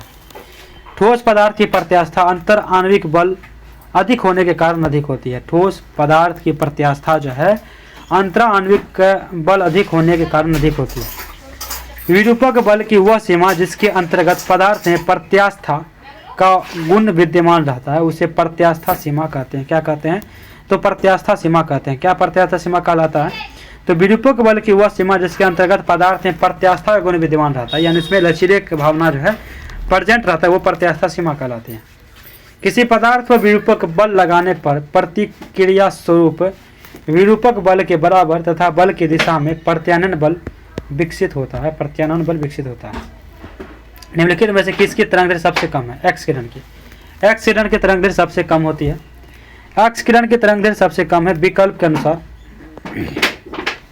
एक्स किरण एक विद्युतीय चुंबकीय विकिरण है। इसका तरंगदैर्घ्य 10 के पावर 10 मीटर से लेकर 10 के पावर -8 मीटर तक होता है। सबसे कम तरंगदैर्घ्य जो है गामा किरण की होती है, सबसे कम। यदि किसी आवेश को विद्युत क्षेत्र या चुंबकीय क्षेत्र के लंबवत दोलन कराया जाता है तो यह तरंग उत्पन्न करता है, जिसके संचलन की दिशा इन क्षेत्र के लंबवत होती है। इसे विद्युत चुंबकीय तरंग कहते हैं। क्या कहते हैं? इसे विद्युत चुंबकीय तरंग कहते हैं। दो क्रमागत श्रृंगों एवं दो क्रमागत गर्तों या दो क्रमागत विरलन या दो क्रमागत संपीड़न के बीच की दूरी को तरंगदैर्घ्य कहते हैं। देखते होंगे श्रृंगरत ये होता है, ठीक है, श्रृंगरत ये होता है, इसी तरह से ऐसे आता है, यानी ये हो गया श्रृंग, ये हो गया घट, ठीक है।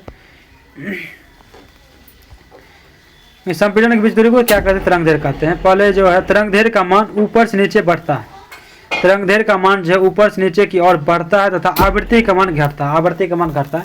तो गामा किरण का ज़्यादा होगा तरंगदैर्घ्य का, उससे कम होगा एक्स किरण, फिर इसे परावैंगनी किरण, दृश्य किरण, अवरक्त विकिरण, सूक्ष्म रेडियो तरंग और दीर्घ रेडियो तरंग। ये क्या होगा? तरंगदैर्घ्य का मान ऊपर से नीचे की ओर बढ़ता है अगर इसके हम नीचे जाएंगे तो ये बढ़ेगा, यानी तरंगदैर्घ्य जो है गामा किरण से ज़्यादा एक्सीडेंट का होगा, उससे ज़्यादा पराबैंगनी, उससे ज़्यादा दृश्य, उसके बाद अवरक्त विकिरण, उसके बाद सूक्ष्म रेडियो तरंग, उसके बाद दृढ़ रेडियो तरंग, यानी इसका ज़्यादा होगा।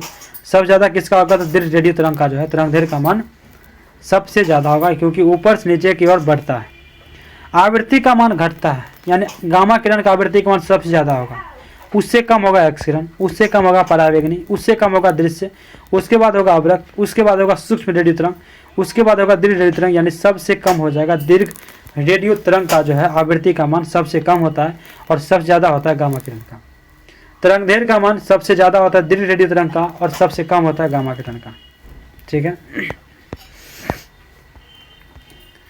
41, किस कंपनी द्वारा रेलवे की शुरुआत पहली बार की गई थी? किस कंपनी द्वारा? तो ग्रेट इंडियन पेनिनसुला रेलवे। ठीक है, आगे देखते हैं।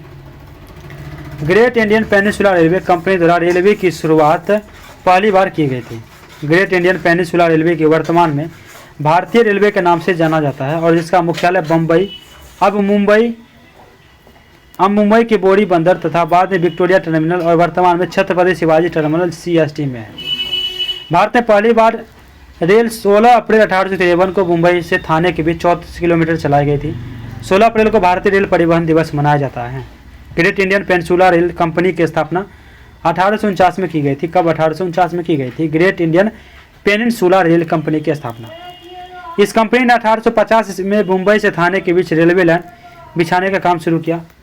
भारत में दूसरी ट्रेन 15 अगस्त 1854 को कोलकाता में हावड़ा से हुगली के बीच चलाई गई थी। कोंकण रेलवे की शुरुआत 26 जनवरी 1998 को हुई थी। कोंकण रेलवे की शुरुआत। 42, सरकार के वित्तीय खर्च पर अंतिम टिप्पणी कौन करता है? पूछ रहा है कि अंतिम टिप्पणी कौन करता है? 2, नियंत्रक एवं महालेखा परीक्षक करता है। नियंत्रक एवं महालेखा परीक्षक। सरकार के वित्तीय खर्च पर अंतिम टिप्पणी जो है नियंत्रक एवं महालेखा परीक्षक CAG करता है। क्याज करता है। वित्त मंत्रालय के व्यय विभाग में महालेखा नियंत्रक भारत सरकार के प्रधान लेखा सलाहकार के रूप में काम करते हैं। संविधान का अनुच्छेद 150 कहता है कि वार्षिक विनियोजन लेखा और केंद्रीय वित्त लेखा भारत के नियंत्रक एवं महालेखा परीक्षक की सलाह पर संसद में प्रयुक्त किए जाते हैं। महालेखा नियंत्रण सरकारी व्यय के संवितरण और सरकारी आय के संग्रहण के लिए बैंकिंग व्यवस्था का संचालन करते हैं।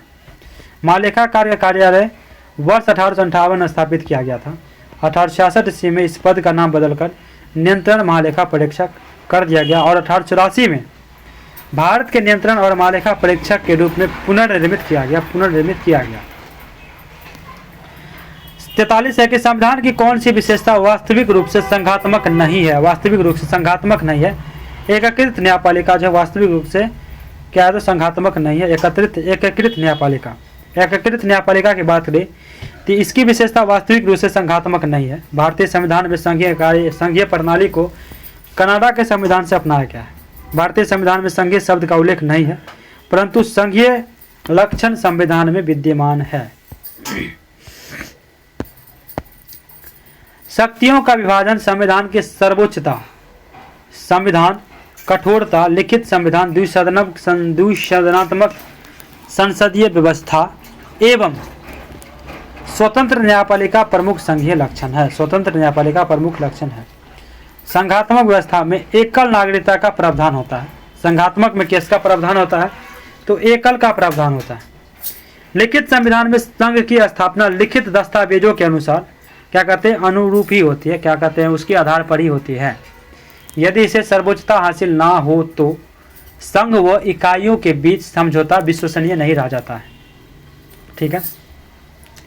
न्यायिक पुनरावलोकन अमेरिका के संविधान से लिया गया है। न्यायिक पुनरावलोकन का सिद्धांत जो है अमेरिका से लिया गया है। इसका वर्णन संविधान के अनुच्छेद 137 में किया गया है। न्यायिक पुनरावलोकन का वर्णन। एकल नागरिकता का प्रावधान ब्रिटेन के संविधान से अपनाया गया है। एकल नागरिकता का संबंध क्या कहते हैं एकल नागरिकता का प्रावधान। नागरिकता का प्रावधान भाग 2 में अनुच्छेद 511 में क्या है तो वर्णित है।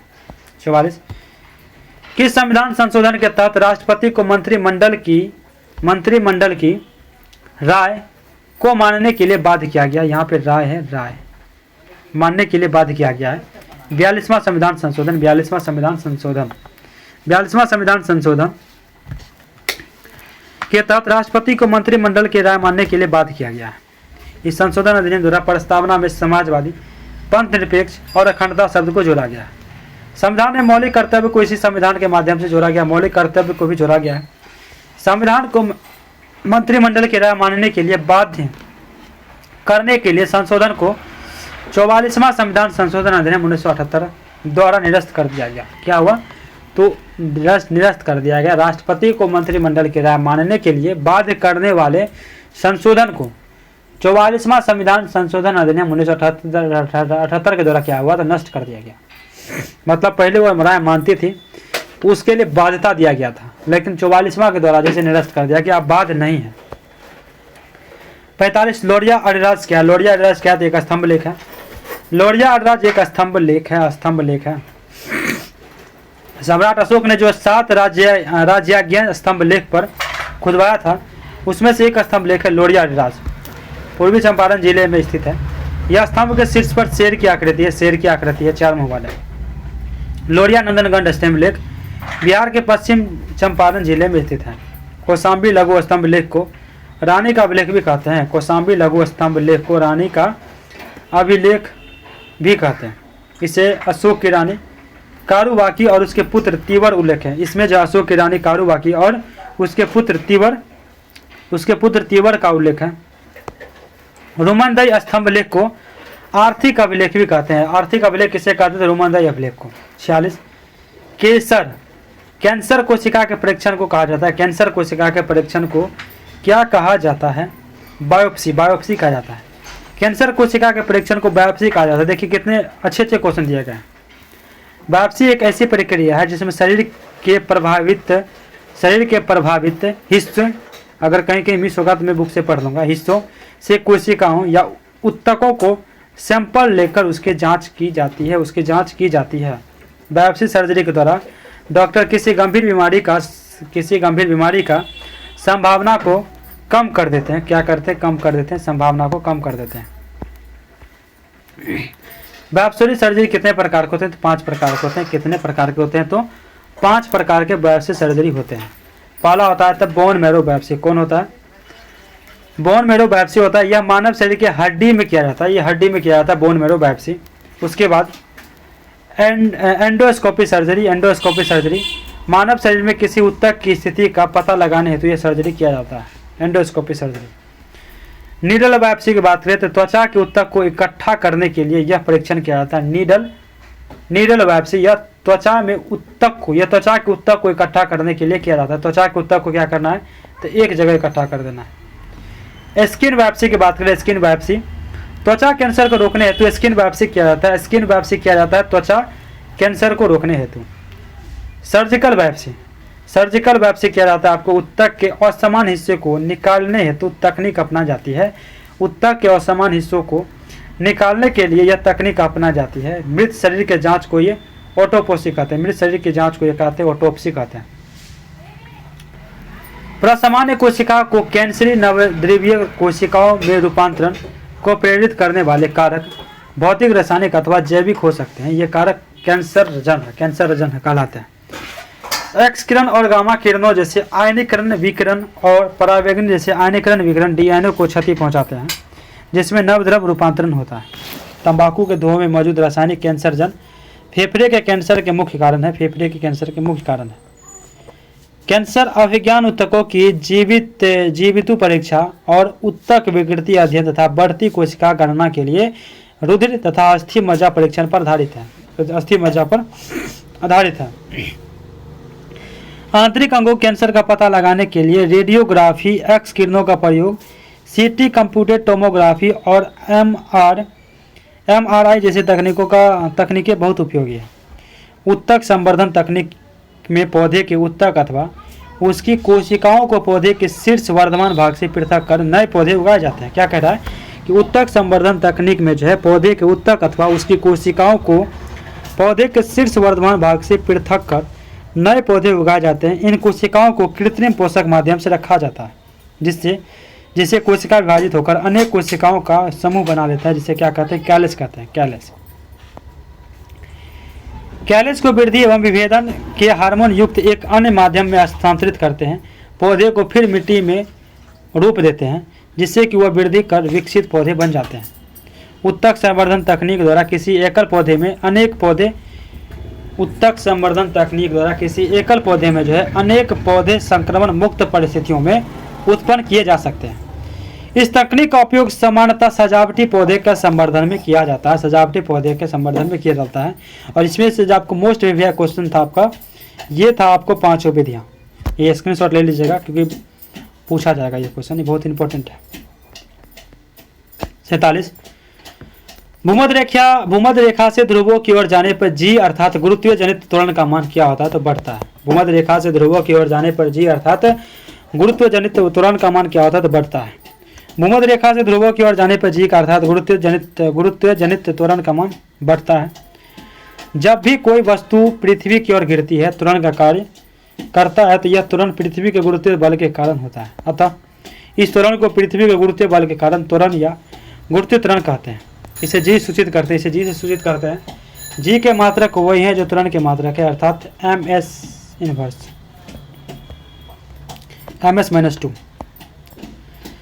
मुक्त रूप से गिरती हुई वस्तुएं में गुरुत्वीय बल के कारण त्वरण लगता है। क्या लगता है, त्वरण लगता है। अतः जी से निर्दिष्ट करते हैं, इसीलिए गुरुत्वीय बल का परिणाम F द्रव्यमान तथा गुरुत्वीय त्वरण के गुणनफल के बराबर होता है। F = mg। यहाँ पे जो है mg यानी कि g = m into my by D square, m capital M multiply small m। F = mg। और क्या, तो पृथ्वी की त्रिज्या है। इस तरह से क्या निकल जाएगा, g का value g into m by R square. अतः गुरुत्वीय त्वरण g के मान परिकलन करने के लिए g m r का मान रखने होंगे, जहाँ पे सार्वत्रिक गुरुत्वीय नियतांक यानी कैपिटल G का मान 6.7 इंटू 10⁻⁻11 न्यूटन मीटर स्क्वायर पर केजी स्क्वायर होता है। पृथ्वी का द्रव्यमान m कितना होगा, तो 6 इंटू 10⁻24 केजी। पृथ्वी का त्रिज्या कितना होगा, तो r = 6.4 इंटू 10⁻6। इस तरह से g का मान हम लिखे वैल्यू पुट करेंगे तो क्या आ जाएगा, 9.8 मीटर प्रति सेकंड स्क्वायर। आप देखिए इंपॉर्टेंट, ये बहुत तरह पूछा जाता है इतना, आप स्क्रीनशॉट ले ही लीजिएगा, मैं भी ले लेता हूँ रिकॉल करने के लिए सही रहेगा। ठीक है। ध्रुव पर जी का मान महत्तम होता है। ध्रुव पर जी का मान कितना होता है, तो महत्तम होता है। ध्रुव पर जी का मान कितना होता है, महत्तम। विषुवतीय रेखा पर जी का मान कितना होता है, तो न्यूनतम। विषुवतीय रेखा पर जी का मान न्यूनतम होता है। पृथ्वी के केंद्र के मान पर जी का मान कितना होता है, 0। पृथ्वी के केंद्र पर जी का मान कितना होता है, 0। आगे है, पृथ्वी की सतह से ऊपर या नीचे जाने पर जी का मान क्या होता है, तो घटता है। और पृथ्वी का घूर्णन गति घटने पर जी का मान क्या होता है, तो बढ़ जाता है। क्या होता है, बढ़ जाता है। पृथ्वी के घूर्णन गति बढ़ने पर जी का मान सबसे कम हो जाता है, यानी सबसे कम हो जाता है। पृथ्वी की घूर्णन गति बढ़ने से क्या होता है, तो जी का मान क्या होता है, तो कम हो जाता है। पृथ्वी का घूर्णन गति बढ़ेगा तो यदि पृथ्वी अपने वर्तमान कोणीय चाल से 17 गुना अधिक चाल से घूमने लगे तो भूमध्य रेखा पर रखी वस्तु का भार 0 हो जाएगा, अर्थात जी का मान 0 हो जाएगा। क्या कह रहा है, यदि पृथ्वी अपने वर्तमान कोणीय चाल से 17 गुना अधिक चाल से घूमने लगे तो भूमध्य रेखा पर रखी वस्तु का भार जो है 0 हो जाएगा और जी का मान भी क्या हो जाएगा, तो 0 हो जाएगा। 48 पारिस्थितिकी तंत्र में ऊर्जा का प्राथमिक स्रोत है। पारिस्थितिकी तंत्र में जो ऊर्जा का प्राथमिक स्रोत है, ये सूर्य का प्रकाश हो जाएगा, ऑप्शन है। पारिस्थितिकी तंत्र में ऊर्जा का प्राथमिक स्रोत क्या हो जाएगा, सूर्य का प्रकाश। किसी भी पारिस्थितिकी तंत्र में ऊर्जा का अंतिम स्रोत सूर्य ही है। पारिस्थितिकी तंत्र में ऊर्जा का प्रभाव ऊष्मागतिकी के सिद्धांत के आधार पर होता है। किसके, तो ऊष्मागतिकी के सिद्धांत के आधार पर होता है। एक इकाई क्षेत्र में पाए जाने वाले जैविक एवं अजैविक घटकों के पारस्परिक अंतर संबंधों द्वारा पारिस्थितिकी तंत्र का निर्माण होता है। पारिस्थितिकी तंत्र का निर्माण होता है। सूर्य से प्राप्त भौतिक ऊर्जा को उत्पादक रासायनिक ऊर्जा में तथा उपभोक्ता ऊष्मा ऊर्जा में बदल देते हैं। ऊर्जा का हस्तांतरण एकल दिशा में होता है। ऊर्जा का हस्तांतरण जो है एकल दिशा में होता है। ऊर्जा का पिरामिड सदैव सीधा होता है। ऊर्जा का पिरामिड सदैव सीधा होता है। आपतित सौर विकिरण का 50% से कम भाग प्रकाश संश्लेषणात्मक सक्रिय विकिरण में प्रयुक्त होता है। पादप एवं प्रकाश संश्लेषण सक्षम जीवाणु जो है स्वपोषी सूर्य की विकृत ऊर्जा को सरल अकार्बनिक पदार्थ से आहार तैयार करते हैं। पादप केवल 2 से 10% प्रकाश संश्लेषणात्मक सक्रिय विकिरण का प्रकरण करते हैं। अर्निज नेस ने 1973 में सर्वप्रथम गहन पारिस्थितिकी शब्द का प्रयोग किया। गहन पारिस्थितिकी शब्द का प्रयोग किया। भारतीय वनस्पति सर्वेक्षण कहाँ है तो कोलकाता में। कहाँ पे? कोलकाता में। भारतीय वनस्पति सर्वेक्षण कोलकाता में स्थित है। वन अनुसंधान संस्थान मुख्यालय कहाँ? देहरादून में है। उष्णकटिबंधीय वन अनुसंधान मुख्यालय कहाँ? तो जबलपुर में है। भारतीय वन प्रबंधन संस्थान कहाँ है तो भोपाल में। भारतीय वन प्रबंधन संस्थान भोपाल में है। अखिल भारतीय आयुर्विज्ञान संस्थान कहाँ है तो अखिल भारतीय आयुर्विज्ञान संस्थान कहाँ है तो दिल्ली में। महत्वपूर्ण जानकारी देखते हैं। सूक्ष्म वन अनुसंधान संस्थान AFRI कहाँ है तो जोधपुर में है। सूक्ष्म वन अनुसंधान संस्थान जोधपुर में है। राष्ट्रीय पर्यावरण अभियांत्रिकी शोध संस्थान नेरी। राष्ट्रीय पर्यावरण अभियांत्रिक शोध संस्थान नेरी का मुख्यालय कहाँ है तो नागपुर में है। राष्ट्रीय पादप अनुवांशिक संसाधन ब्यूरो। राष्ट्रीय पादप अनुवांशिक संसाधन ब्यूरो ये कहाँ है तो नई दिल्ली में। Institute of forest genetics and breeding. Institute of forest genetics and breeding ये कोयम्बटूर में है। वर्षा वन अनुसंधान संस्थान कहाँ है तो जोराहट में। जोराहट में है। Institute of would science and technology ये कहाँ है तो बेंगलुरु में है। Institute of would science and technology कहाँ है तो बेंगलुरु में। 50 नंबर। पोग बांध भारत के किस राज्य में स्थित है? पोग बांध भारत के किस राज्य में स्थित है?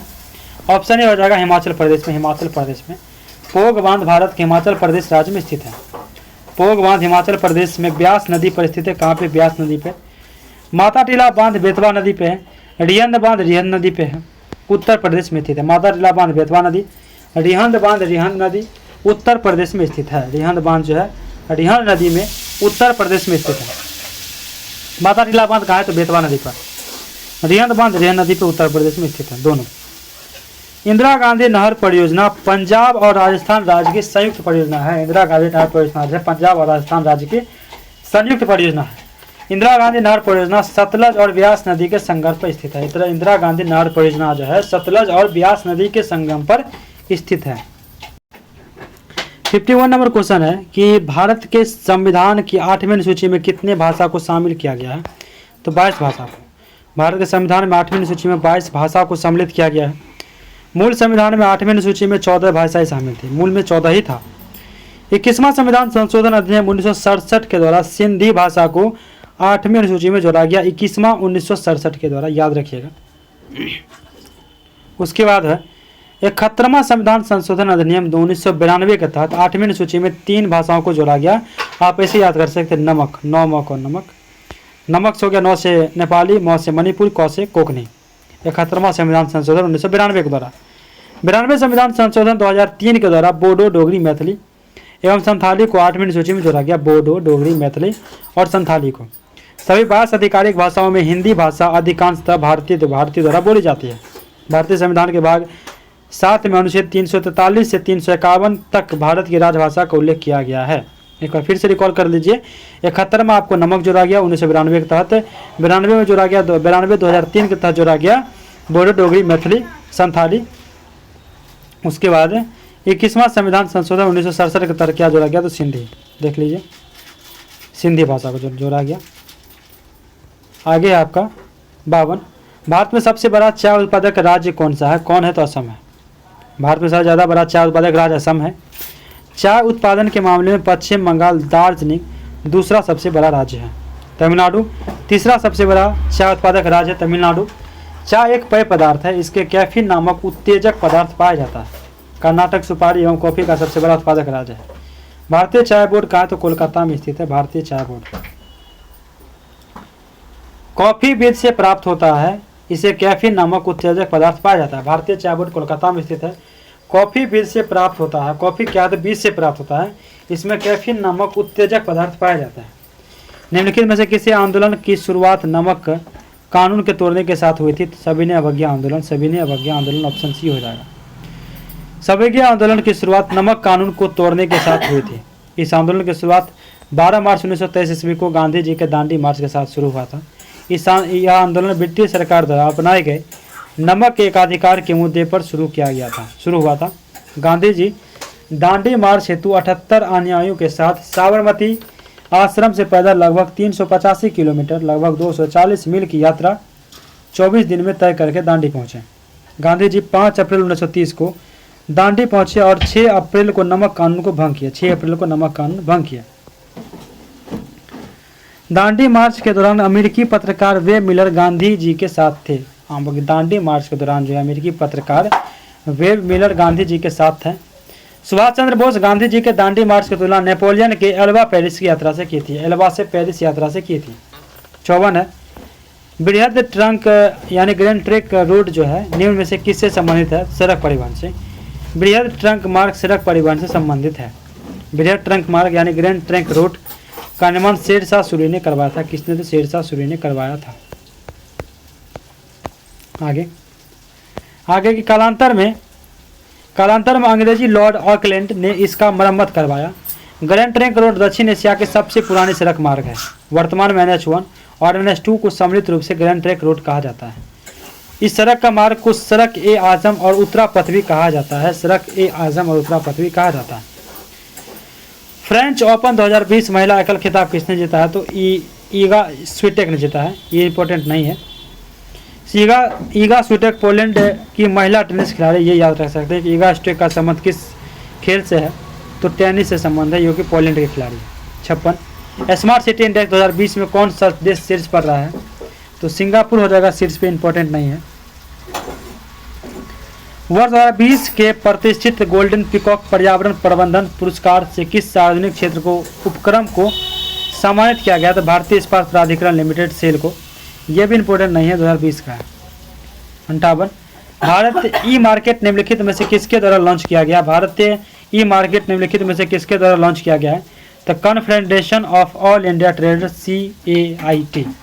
भारत ई market confederation of all India traders CAIT द्वारा लॉन्च किया गया है। CAIT ने 15 मार्च 2021 को ई दुकान की शुरुआत की है। 15 मार्च 2021 को।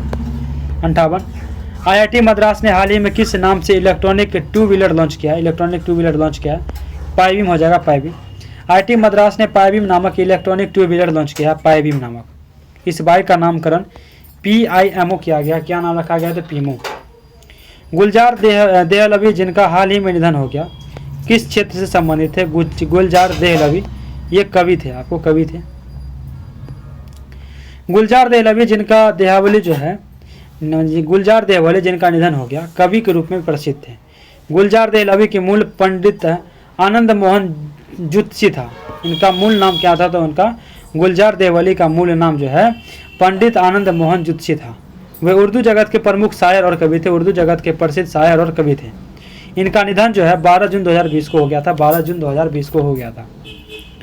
100 तक सभी संख्याओं का औसत क्या होगा? 51 होगा। देख सकते हैं, औसत निकाल लेंगे। 2 4 इस तरह से 100, तो लास्ट के पर और इसके जो जोड़ देंगे तो कितना हो जाएगा? 102/2 यानी 51। 62 120 रुपये के दर से वस्तुओं को बेचा जाता है। एक पर 25% का लाभ होता है, दूसरे पर 25% की हानि होती है। तो कुल लाभ या हानि ज्ञात करना है। तो पहली वस्तु का विक्रय मूल्य कितना है? 120। लाभ 25%, तो क्रय मूल्य इस तरह से निकालेंगे 96। दूसरी वस्तु का विक्रय मूल्य कितना है? तो 120। इस पर हानि 25% यानी कि क्रय मूल्य निकालेंगे 260। क्रय मूल्य कुल विक्रय मूल्य और कुल क्रय मूल्य निकालेंगे 240 और 256 आएगा। हानि कितना हुआ? 16 रुपये का। सेकेंड मेथड क्या है? तो 25% का वैल्यू कितना होता है? 1.4। CPSP का निकालेंगे, डिकोड करेंगे तो 4 5 इसी तरह से एक बराबर किया जाता है, पता ही होगा 12 किया जाता है। तो 12 15 इसका वैल्यू हुआ, 20 15 इसका वैल्यू हुआ, यानी 20 12 32 और 15 15 30, यानी 2 यूनिट के क्या हो गए? तो हानि होगी। तो 1 यूनिट का वैल्यू कितना निकला है? 8, तो 2 यूनिट हो जाएगा 16। 44 को किसी निश्चित ब्याज की दर पर 3 वर्षों के लिए ब्याज पर दिया जाता है। यह राशि 62,480 रुपये हो जाती है। यदि ब्याज की दर 4% बढ़ा दी जाए तो नया मिश्र धन ज्ञात करें। क्या होगा? नया मिश्र धन यानी ऑप्शन सी हो जाएगा। 4% की दर से 3 वर्ष से मिला अतिरिक्त धन क्या हो जाएगा? तो 12% यानी कि 5280। नया मिश्र धन क्या हो जाएगा? दोनों को जोड़ देंगे तो 67,760। इसका है क्या? कौन सा बड़ा भिन्न है? कौन बड़ा भिन्न है? कौन बड़ा भिन्न है? इसका सी हो जाएगा 7/13। सबका वैल्यू निकालेंगे और जो सबसे बड़ा होगा वही हो जाएगा सबसे बड़ा भिन्न। 123 का वर्ग क्या होगा, 123 का वर्ग आसानी से निकाल लेंगे।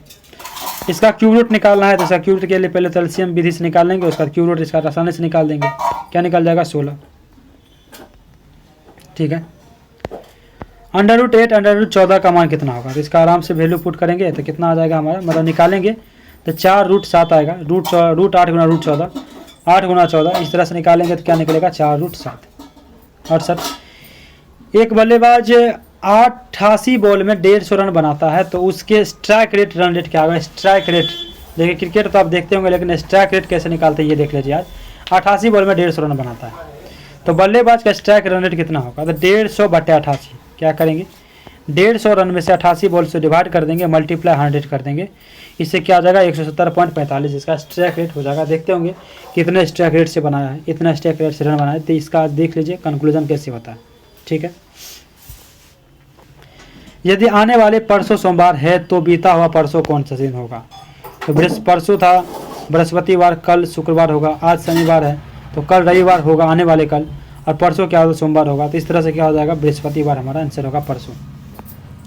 किसी पंक्ति में कमलेश आगे से 10वें स्थान पर और पीछे 60वें स्थान पर है तो पंक्ति में कुल कितने व्यक्ति है, कितने व्यक्ति है, तो टोटल 17 है। क्या है कि आगे से 10वें और पीछे 60वें स्थान है, दोनों जोड़ देंगे, उसमें से एक इसीलिए घटाएंगे क्योंकि कमलेश का 2 बार काउंटिंग हो गया, एक बार इधर से भी एक बार इधर से भी, इसीलिए एक माइनस कर देंगे तो हो जाएगा 17। Making of a general a Himalayan echo के लेखक कौन है, ए हिमालयन के लेखक कौन है, तो कॉन्सेंस Himalay Singh, Konsam Himalay Singh. Making of a general a Himalayan echo के लेखक जनरल कौनसम हिमालय सिंह है। सीलम और इन्फोस्यूर जो हाल ही में खबरों में थी किस क्षेत्र से संबंधित है, किस क्षेत्र से, तो पर्यावरण से। सीलम और इन्फ्यूसियर जो खबरों में था का संबंध पर्यावरण क्षेत्र से है। सीलम वायुमंडलीय संरचना के लिए एकत्रित मॉडलिंग प्रणाली है। इन्फ्यूसर पर्यावरण संबंधित जानकारी फ्यूजन सेवा है। क्या इन्फ्यूसर जो है पर्यावरण संबंधित जानकारी फ्यूजन सेवा है। मनोज दास जिनका हाल ही में निधन हो गया वे क्या थे, तो एक लेखक थे। मनोज दास निधन हो गया, वे लेखक थे। ये अंग्रेजी और ओडिशा भाषा के द्विभाषी लेखक थे। द्विभाषी लेखक थे। भारत के पहले स्वदेशी विकिरण रोधी मिसाइल DRDO, भारत की पहली स्वदेशी विकिरण रोधी मिसाइल DRDO ने विकसित किया, उसका नाम क्या है, उसका नाम हो जाएगा रुद्रम फर्स्ट। भारत की पहली स्वदेशी विकिरण रोधी मिसाइल DRDO ने विकसित किया, इसका नाम रुद्रम फर्स्ट है। और DRDO का स्थापना पूछेगा तो कब हुआ था, 1958 में। DRDO द्वारा रुद्रम फर्स्ट को ओडिशा के विलियर द्वीप यानी अब्दुल कलाम द्वीप से अक्टूबर 2020 में सुखोई 30 MK1 फाइटर जेट से प्रक्षेपित किया गया। रुद्रम 1 का मेक नंबर 2 से 3 के बीच है। रुद्रम मिसाइल किसी भी सिग्नल रेडिएशन को पकड़ सकती है और रडार पर लाकर उसे नष्ट करने में सक्षम है। कपिला कार्यक्रम जो हाल ही में चर्चा में रहा किस क्षेत्र से संबंधित है। कपिला कार्यक्रम जो हाल ही में चर्चा में रहा किस क्षेत्र से संबंधित है, तो बौद्धिक संपदा। ऑप्शन डी हो जाएगा। कपिला का कार्यक्रम बौद्धिक संपदा क्षेत्र से संबंधित है। अक्टूबर 2020 में तत्कालीन केंद्रीय शिक्षा मंत्री रमेश पोखरियाल निशंक ने यह कार्यालय की शुरुआत की। इस कार्यक्रम का उद्देश्य आविष्कार के पेटेंट के प्रति जागरूकता लाना है। आविष्कार के पेटेंट के प्रति क्या करना है, तो जागरूकता लाना है कपिला कार्यक्रम के तहत। 76 निम्नलिखित में से कौन सा अनुच्छेद कुछ राज्यों को संघ से अनुदान का प्रावधान करता है, तो अनुच्छेद 275 कुछ राज्यों को संघ से अनुदान का प्रावधान करता है, अनुच्छेद 275। भारतीय संविधान के भाग 12 में अनुच्छेद 268 से 293 तक केंद्र राज्य वित्तीय संबंधों की चर्चा की गई है। भारत में केंद्र और राज्यों के मुख्य वित्तीय संसाधनों के वितरण में कार्य क्षमता, पर्याप्तता और उपयुक्त को मुख्य सिद्धांत माना गया है। अनुच्छेद 276 के तहत वृत्तियों, व्यापारों, आजीविकाओं और नियोजनों पर कर टैक्स लगाने का प्रावधान है। अनुच्छेद 278 कहता है कि इसके अंतर्गत कुछ वित्तीय विषयों के संबंध में पहली अनुसूची में भाग ख में राज्यों से करार का उल्लेख है। 278 के अंतर्गत कुछ वित्तीय विषयों के संबंध में पहली अनुसूची के भाग ख में राज्यों के करार का उल्लेख है। 77 क्या कहता है, भारतीय अंतरिक्ष अनुसंधान संगठन का शैक्षणिक केंद्र किस राज्य में स्थापित किया गया है। तो इसका हो जाएगा उत्तर प्रदेश, 77 का हो जाएगा उत्तर प्रदेश, ऑप्शन ए। भारतीय अंतरिक्ष अनुसंधान संगठन शैक्षणिक केंद्र उत्तर प्रदेश राज्य में स्थापित किया गया है। इसरो ने उत्तर प्रदेश में IITBHU में एक क्षेत्रीय शैक्षणिक केंद्र स्थापित किया है। इसरो की स्थापना 15 अगस्त 1969 में की गई थी। इसरो की स्थापना से पूर्व 1962 में ही भारत में अंतरिक्ष कार्यक्रम की शुरुआत हो चुकी थी। इसरो की स्थापना से पूर्व जो है 1962 में ही भारत में अंतरिक्ष कार्यक्रम की शुरुआत हो चुकी थी। बाद में इसकी स्थापना हुई थी किसकी, इसरो की, तो 1969 में बेंगलुरु में। 1962 में भारतीय अंतरिक्ष एजेंसी के रूप में भारतीय राष्ट्रीय अंतरिक्ष अनुसंधान समिति का गठन हुआ था। 1962 में भारत में अंतरिक्ष आयोग और अंतरिक्ष विभाग की स्थापना 1972 में किया गया था। भारत में अंतरिक्ष आयोग और अंतरिक्ष विभाग की स्थापना कब किया गया था, तो आपको 1972 में किया गया था। प्रोफेसर सौरभ लोढ़ा को वर्ष 2020 के लिए नैनो साइंस एंड टेक्नोलॉजी में यंग कैरियर अवार्ड से सम्मानित किया गया है। वे किस IIT संस्थान के प्रोफेसर हैं, तो IIT बॉम्बे, इंपॉर्टेंट नहीं है। प्रोफेसर सौरभ लोढ़ा को यह पुरस्कार तर्कसंगत ट्रांजिस्टर प्रौद्योगिकियों के विकास एवं उनके महत्वपूर्ण योगदान हेतु दिया गया। 79 पढ़ते हैं। सरसों अनुसंधान केंद्र कहाँ स्थित है? सरसों अनुसंधान केंद्र कहाँ स्थित है? राजस्थान में है। सरसों अनुसंधान केंद्र जो है आपका राजस्थान के भरतपुर में स्थित है। सरसों का वानस्पतिक नाम ब्रासिया कैपेसिस्टिडियस है। सरसों कुर्सीफेरा कुल का द्विबीजी 1 वर्षीय शाक जातीय पौधा है। भारतीय दलहन अनुसंधान संस्थान कहाँ है, तो कानपुर में। भारतीय दलहन अनुसंधान संस्थान कानपुर है। भारतीय सब्जी अनुसंधान संस्थान वाराणसी में। केंद्रीय सूक्ष्म बागमती संस्थान कहाँ है, तो बीकानेर में है। 80 प्रथम भारतीय पुरापाषाण कलाकृति कहाँ से प्राप्त हुआ है? प्रथम भारतीय पुरापाषाण कलाकृति कहाँ से प्राप्त हुआ है, तो पल्लावरम में हुआ है। प्रथम भारतीय पुरापाषाण कलाकृति पल्लावरम में प्राप्त हुआ है। पुरापाषाण कालीन संस्कृति का अवशेष सोहन नदी घाटी, बेलूर नदी घाटी, नर्मदा नदी घाटी एवं भोपाल के पास भीमबेटका नामक चित्रित शिलाश्रय से प्राप्त हुए हैं। भीमबेटका गुफा की खोज है 1957 से लेकर 58 ईस्वी में डॉक्टर विष्णु श्रीधर वाकनर द्वारा की गई थी। द्वारा की गई थी।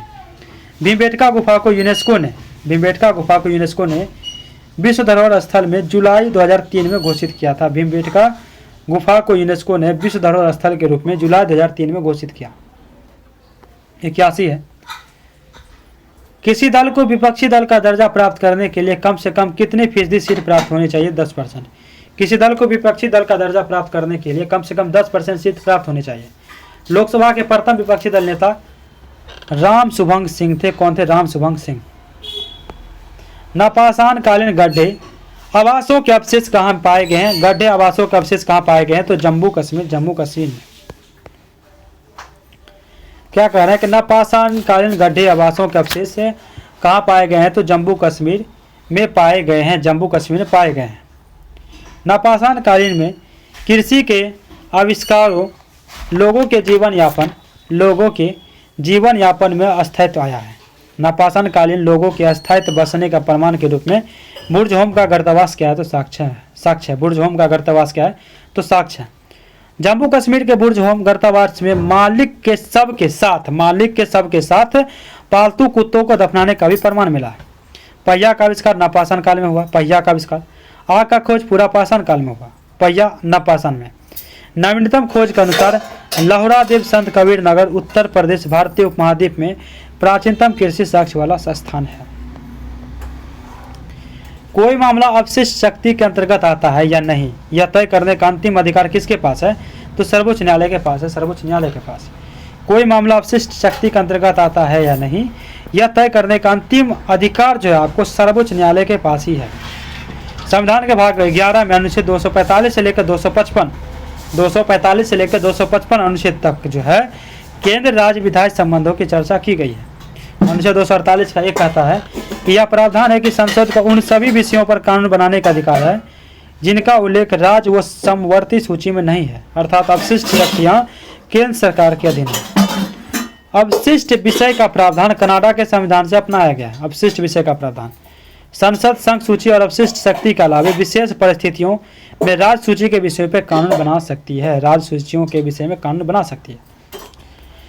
लोकलेखा समिति में लोकसभा में कितने सदस्य होते हैं? लोकलेखा समिति में लोकसभा में कितने सदस्य होते हैं? तो 15। लोकलेखा समिति में लोकसभा में 15 सदस्य होते हैं। प्राक्कलन समिति की जुड़वा बहन के रूप में ज्ञात इस लोक लेखा समिति में 22 सदस्य होते हैं, जिसमें 15 सदस्य लोकसभा द्वारा, 7 सदस्य राज्यसभा द्वारा 1 वर्ष के लिए निर्वाचित किए जाते हैं। इसे लघु लोकसभा भी कहते हैं। प्राक्कलन समिति में लोकसभा के 30 सदस्य होते हैं। इसमें राज्यसभा के सदस्यों को शामिल नहीं किया जाता है। इस समिति के सदस्यों का कार्यकाल 1 वर्ष का होता है। प्रत्येक वर्ष मई में समिति का कार्यकाल प्रारंभ होता है। प्रत्येक वर्ष मई में समिति का कार्यकाल प्रारंभ होता है तथा अगले वर्ष 30 अप्रैल को समाप्त हो जाता है। 30 अप्रैल को समाप्त हो जाता है। तुर्कान ए चहलगामी को किसने समाप्त किया था? तुर्कान ए चहलगामी को किसने समाप्त किया था? तो बलबन ने किया था। बलबन ने तुर्कान ए चहलगामी को बलबन ने समाप्त किया था। बलबन ने समाप्त किया था। तुर्कान ए चहलगामी चालीसा दल की स्थापना गुलाम वंश के शासक इल्तुतमिश ने की थी। तुर्कान ए चहलगामी चालीसा दल की स्थापना जो है गुलाम वंश के शासक इल्तुतमिश ने की थी। बलबन का मूल नाम क्या है? तो बहाउद्दीन था। बहाउद्दीन था, उसका मूल नाम बहाउद्दीन था। बलबन के दामाद जो है नसरुद्दीन मोहम्मद ने बलबन को उलुग खां का उपाधि प्रदान की थी।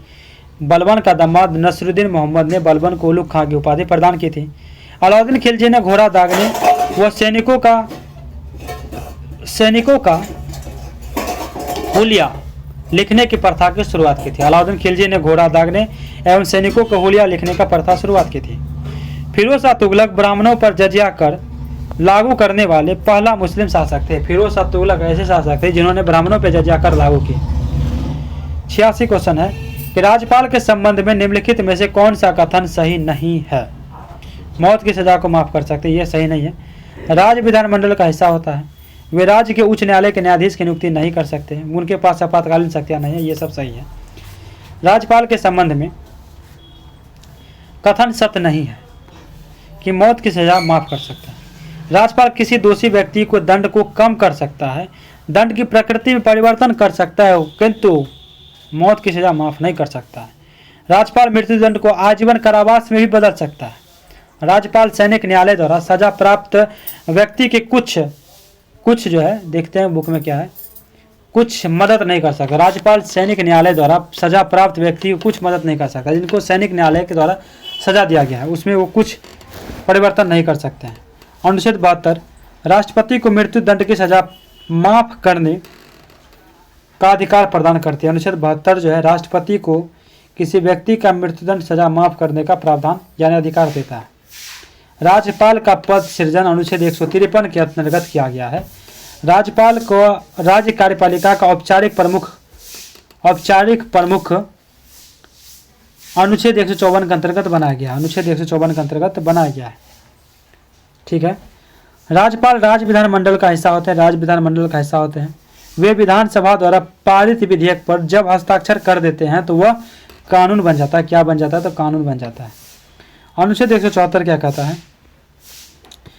इसके अंतर्गत राज्यपाल विधानसभा के सत्र के आहूत करते हैं। सत्रावसान सत्र को खत्म होना करते हैं और विधानसभा का विघटन भी कर सकते हैं। यानी सत्रावसान कर सकते हैं, विधानसभा का विघटन कर सकते हैं, सत्र को खत्म कर सकते हैं। 174 के तहत कौन? राज्यपाल। अनुच्छेद 213 क्या कहता है? इसके अंतर्गत जब सत्र नहीं चल रहा हो तो राज्यपाल अध्यादेश जारी कर सकता है। 213 के तहत याद रखिएगा। अगर बोल दिए राष्ट्रपति अध्यादेश जारी करता है तो 123 के तहत और राज्यपाल 213 के तहत।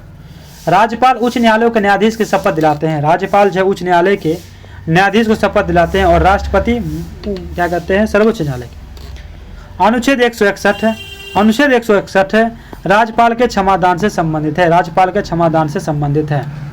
अब 72 राष्ट्रपति 87 7 के 3 क्रमागत गुणज का योग 126 है। तो सबसे बड़ी संख्या क्या होगी? तो 49 होगी।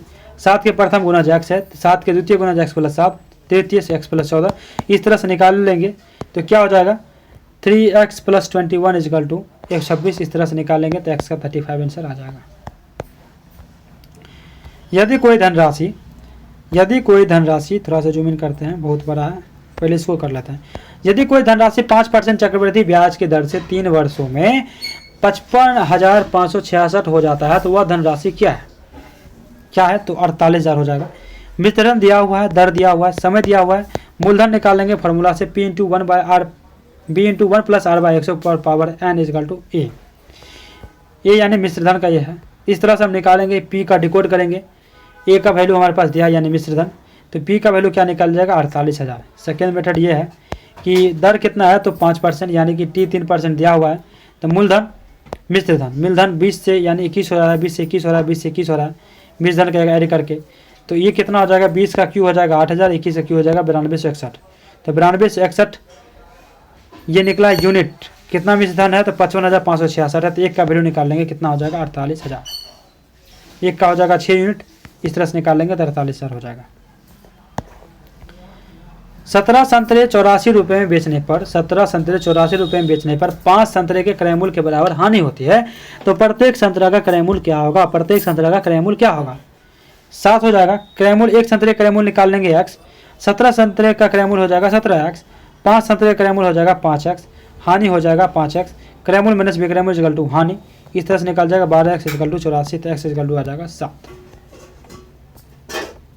सेकेंड मेथड ये है कि डायरेक्ट 17 में से 5 घटा दें और मूल्य कितना? क्रय मूल्य 84 आ गया, तो एक संतरे का मूल्य हो जाएगा डायरेक्ट 7 रुपये 90। इसका वैल्यू निकालना है, तो वैल्यू निकालने के लिए क्या करेंगे? डायरेक्ट आप क्या करिए, तो 883 को कॉमन लेंगे। 883 × 461 कॉमन लेंगे, तो 15 - 10 यानी कि यहाँ पे 4610, इसीलिए -10 यहाँ पे लिखे। इस तरह से क्या आ जाएगा? आपका ऑप्शन भी आ जाएगा आंसर 91। यदि सफ़ेद को काला, काला को लाल, लाल को नीला कहा जाता है तो दूध का रंग पहले पद के साथ होता है सफ़ेद, तो सफ़ेद को क्या कहा गया? सफ़ेद को काला कहा गया, तो क्या हो जाएगा हमारा? काला। समानुपात वाला क्वेश्चन है। 42:441, समानुपात 529। तो इसका निकाल लेंगे कि 42 का अगर हम स्क्वायर करते हैं, 42 को भागा 2 देते हैं, 21 का स्क्वायर करते हैं 441। इसी तरह से क्या हो जाएगा? तो 539 का पहले हम स्क्वायर निकालेंगे, तो क्या हो जाएगा? 529 का 23। 23 किसका है? तो 23 को मल्टीप्लाई कर देंगे 2 से यानी 46। 46 का भागा देंगे 23, 46 का भागा देंगे 2, 23 हो जाएगा। और 23 का स्क्वायर कर देंगे 529। इस तरह से हमारा क्या हो जाएगा? आंसर बी हो जाएगा 46। अगला पद निकालना है। 0 से 6, 6 से 24, 24 से इस तरह से निकाले देखे सीरीज, तो आ गया 6, 18, 36, 60, 90, 126। इसका सीरीज है। अब यहाँ पे भी सीरीज है, यहाँ 12 का डिफरेंट है, यहाँ पर 18 यानी 6 बढ़ रहा है, 12, 18, 24, 30, 36। अब फिर यहाँ भी 6 का डिफरेंट है, तो इस तरह से क्या हो जाएगा? 336 हो जाएगा। 336 ऑप्शन है। 94। पिता एवं पुत्र की आयु का अंतर 30 वर्ष है। यदि 7 साल पहले दोनों की आयु का योगफल 66 हो तो पिता की आयु क्या करें? तो पिता की वर्तमान आयु x निकालेंगे, पुत्र की वर्तमान आयु x - 30। 7 वर्ष पूर्व पिता की उम्र x - 7, पुत्र की उम्र हो जाएगा x - 37 वर्ष। इस तरह से हमारा निकलेगा ए यानी 55 वर्ष। सॉल्यूशन भी देख लेते हैं आगे। इस तरह से हम अकॉर्डिंग टू क्वेश्चन पुट करेंगे, तो x का वैल्यू कितना आ जाएगा हमारा? 55 वर्ष। 95 दिए गए श्रृंखला को पूरा करना है। ठीक है, इसका हमारा बी हो जाएगा आंसर बी, Km - 576, Km 576 देख सकते हैं। BD यानी 2 + 4 यानी 2 + 4 होगा 6, 6 का स्क्वायर 36। EG का होता है 5, G का होता है 7, यानी दोनों को जोड़ देंगे 7, 5, 12, 12 का स्क्वायर करेंगे देखिए 44। ऐसे ही करके दिया हुआ है। ठीक है, इसी तरह से HJ दिया हुआ है, तो HJ के बाद पहले आएगा क्या? तो पहले तो Km आएगा, तो Km क्या होता है? 11, 13, और 11, 13 का हम क्या करेंगे? जोड़ेंगे 24, 24 का स्क्वायर होता है 576। इस तरह से हमारा क्या आ जाएगा? आंसर बी आ जाएगा Km 576। विषम ज्ञात करें। विषम ज्ञात करें क्या हो जाएगा? अल्टीमीटर, वोल्टमीटर, अमीटर, गैल्वेनोमीटर, ये सब सम है। बाकी अल्टीमीटर क्या है? विषम है। अल्टीमीटर ऊंचाई मापने का यंत्र है, जबकि अन्य विद्युतीय उपकरण है। ठीक है, 97। उस विकल्प का चयन करें जिसे दी गई आकृति नहीं था। इसमें जो है यह आकृति जो किस में बना हुआ है, तो इसमें किस में बना हुआ है आकृति? तो इसमें देखने से भी आसानी से आसान टाइप का क्वेश्चन है। इसका डी हो जाएगा, ये डी में बना हुआ है, डी में बना हुआ है। ठीक है, ठीक है, डी में देखिए बना हुआ है, सन्निहित है। यहाँ पे ये बना हुआ है, यहाँ पे देखिए। ठीक है, 98 दिए गए इकाइयों का सही क्रम व्यवस्थित करें। सही क्रम व्यवस्थित करना है 98 का जो आंसर हो जाएगा आपका डी नंबर होगा, डी यानी 1024 kV = 1 मेगावाट यानी 1 MB। 1024 MB is equal to 1 gigabyte यानी GB, 1024 GB is equal to 1 terabyte यानी TB। तो KB MB GB TB 99 हो जाएगा। इसके जगह पे कौन सा आएगा ये हमको निकालना। पहले सीधा था, फिर इधर हुआ, ऐसे हुआ, तो अब इधर हो जाएगा। इस तरह से C हो जाएगा आंसर C। ठीक है, बहुत ही आसान है, इसको डिकोड करके आराम से बना सकते हैं। 100 है कि इसमें मोड़ के क्या बनाया गया, मोड़ के मतलब क्या क्या है, खोला गया है। पहले पेपर था सादा, पेपर को पहले ऐसे आधा मोड़ा गया, फिर आधा से मोड़ने के बाद फिर से मोड़ा गया, उसके बाद 2 जगह कट किया गया। इस तरह से कौन सा फिगर बनेगा, तो कौन सा बनेगा, ऑप्शन ए बनेगा। क्या बनेगा, ए बनेगा, क्योंकि बीच में ये जब ये खुलेगा तो यहाँ के 2 गोला बन जाएगा, और ये साइड से कटेगा तो साइड से भी कट जाएगा, इस तरह से यहाँ भी कट जाएगा। इस तरह से हमारा क्या हो जाएगा, ए नंबर आ जाएगा, ए नंबर। ठीक है, देख सकते हैं सेट नंबर 19 था, छोटा ही था, 18 पेज का था मात्र, इसीलिए जल्दी ख़त्म हो गया। और आगे भी 25 सेट अभी है, 25 सेट है, 25 सेट अभी नहीं, यानी 19 तक हो गया है, 20 से 25 अभी बची हुई है। जुड़े रहिएगा मेरे साथ। और मैं आपको बता दूं कि रुक्मणी का वॉल्यूम 2 भी आ गया है, तो क्राउन और रुक्मणी का अल्टरनेट में चलेगा, वो भी फुल एक्सप्लेनेशन के साथ। ये आप एक तरह से रिवीजन भी आपका हो जाएगा। मद्य निषेध, बिहार पुलिस, दरोगा, ऑल इन वन है, सारे के लिए कर सकते हैं। और अपना टेक्स्ट बुक पढ़ा करिए। मैं ये नहीं कहता हूँ कि सिर्फ मेरा ही क्लास इनफ है एग्जाम निकालने के लिए, नहीं, आप टेक्स्ट बुक पढ़ा करिए, आपको जो किताब है वो पढ़ा करिए, लुसेंट पढ़ा करिए, साथ में एक रिवीजन है वो भी करा करिए। तो मिलते हैं नेक्स्ट क्लास में, धन्यवाद, जय हिंद।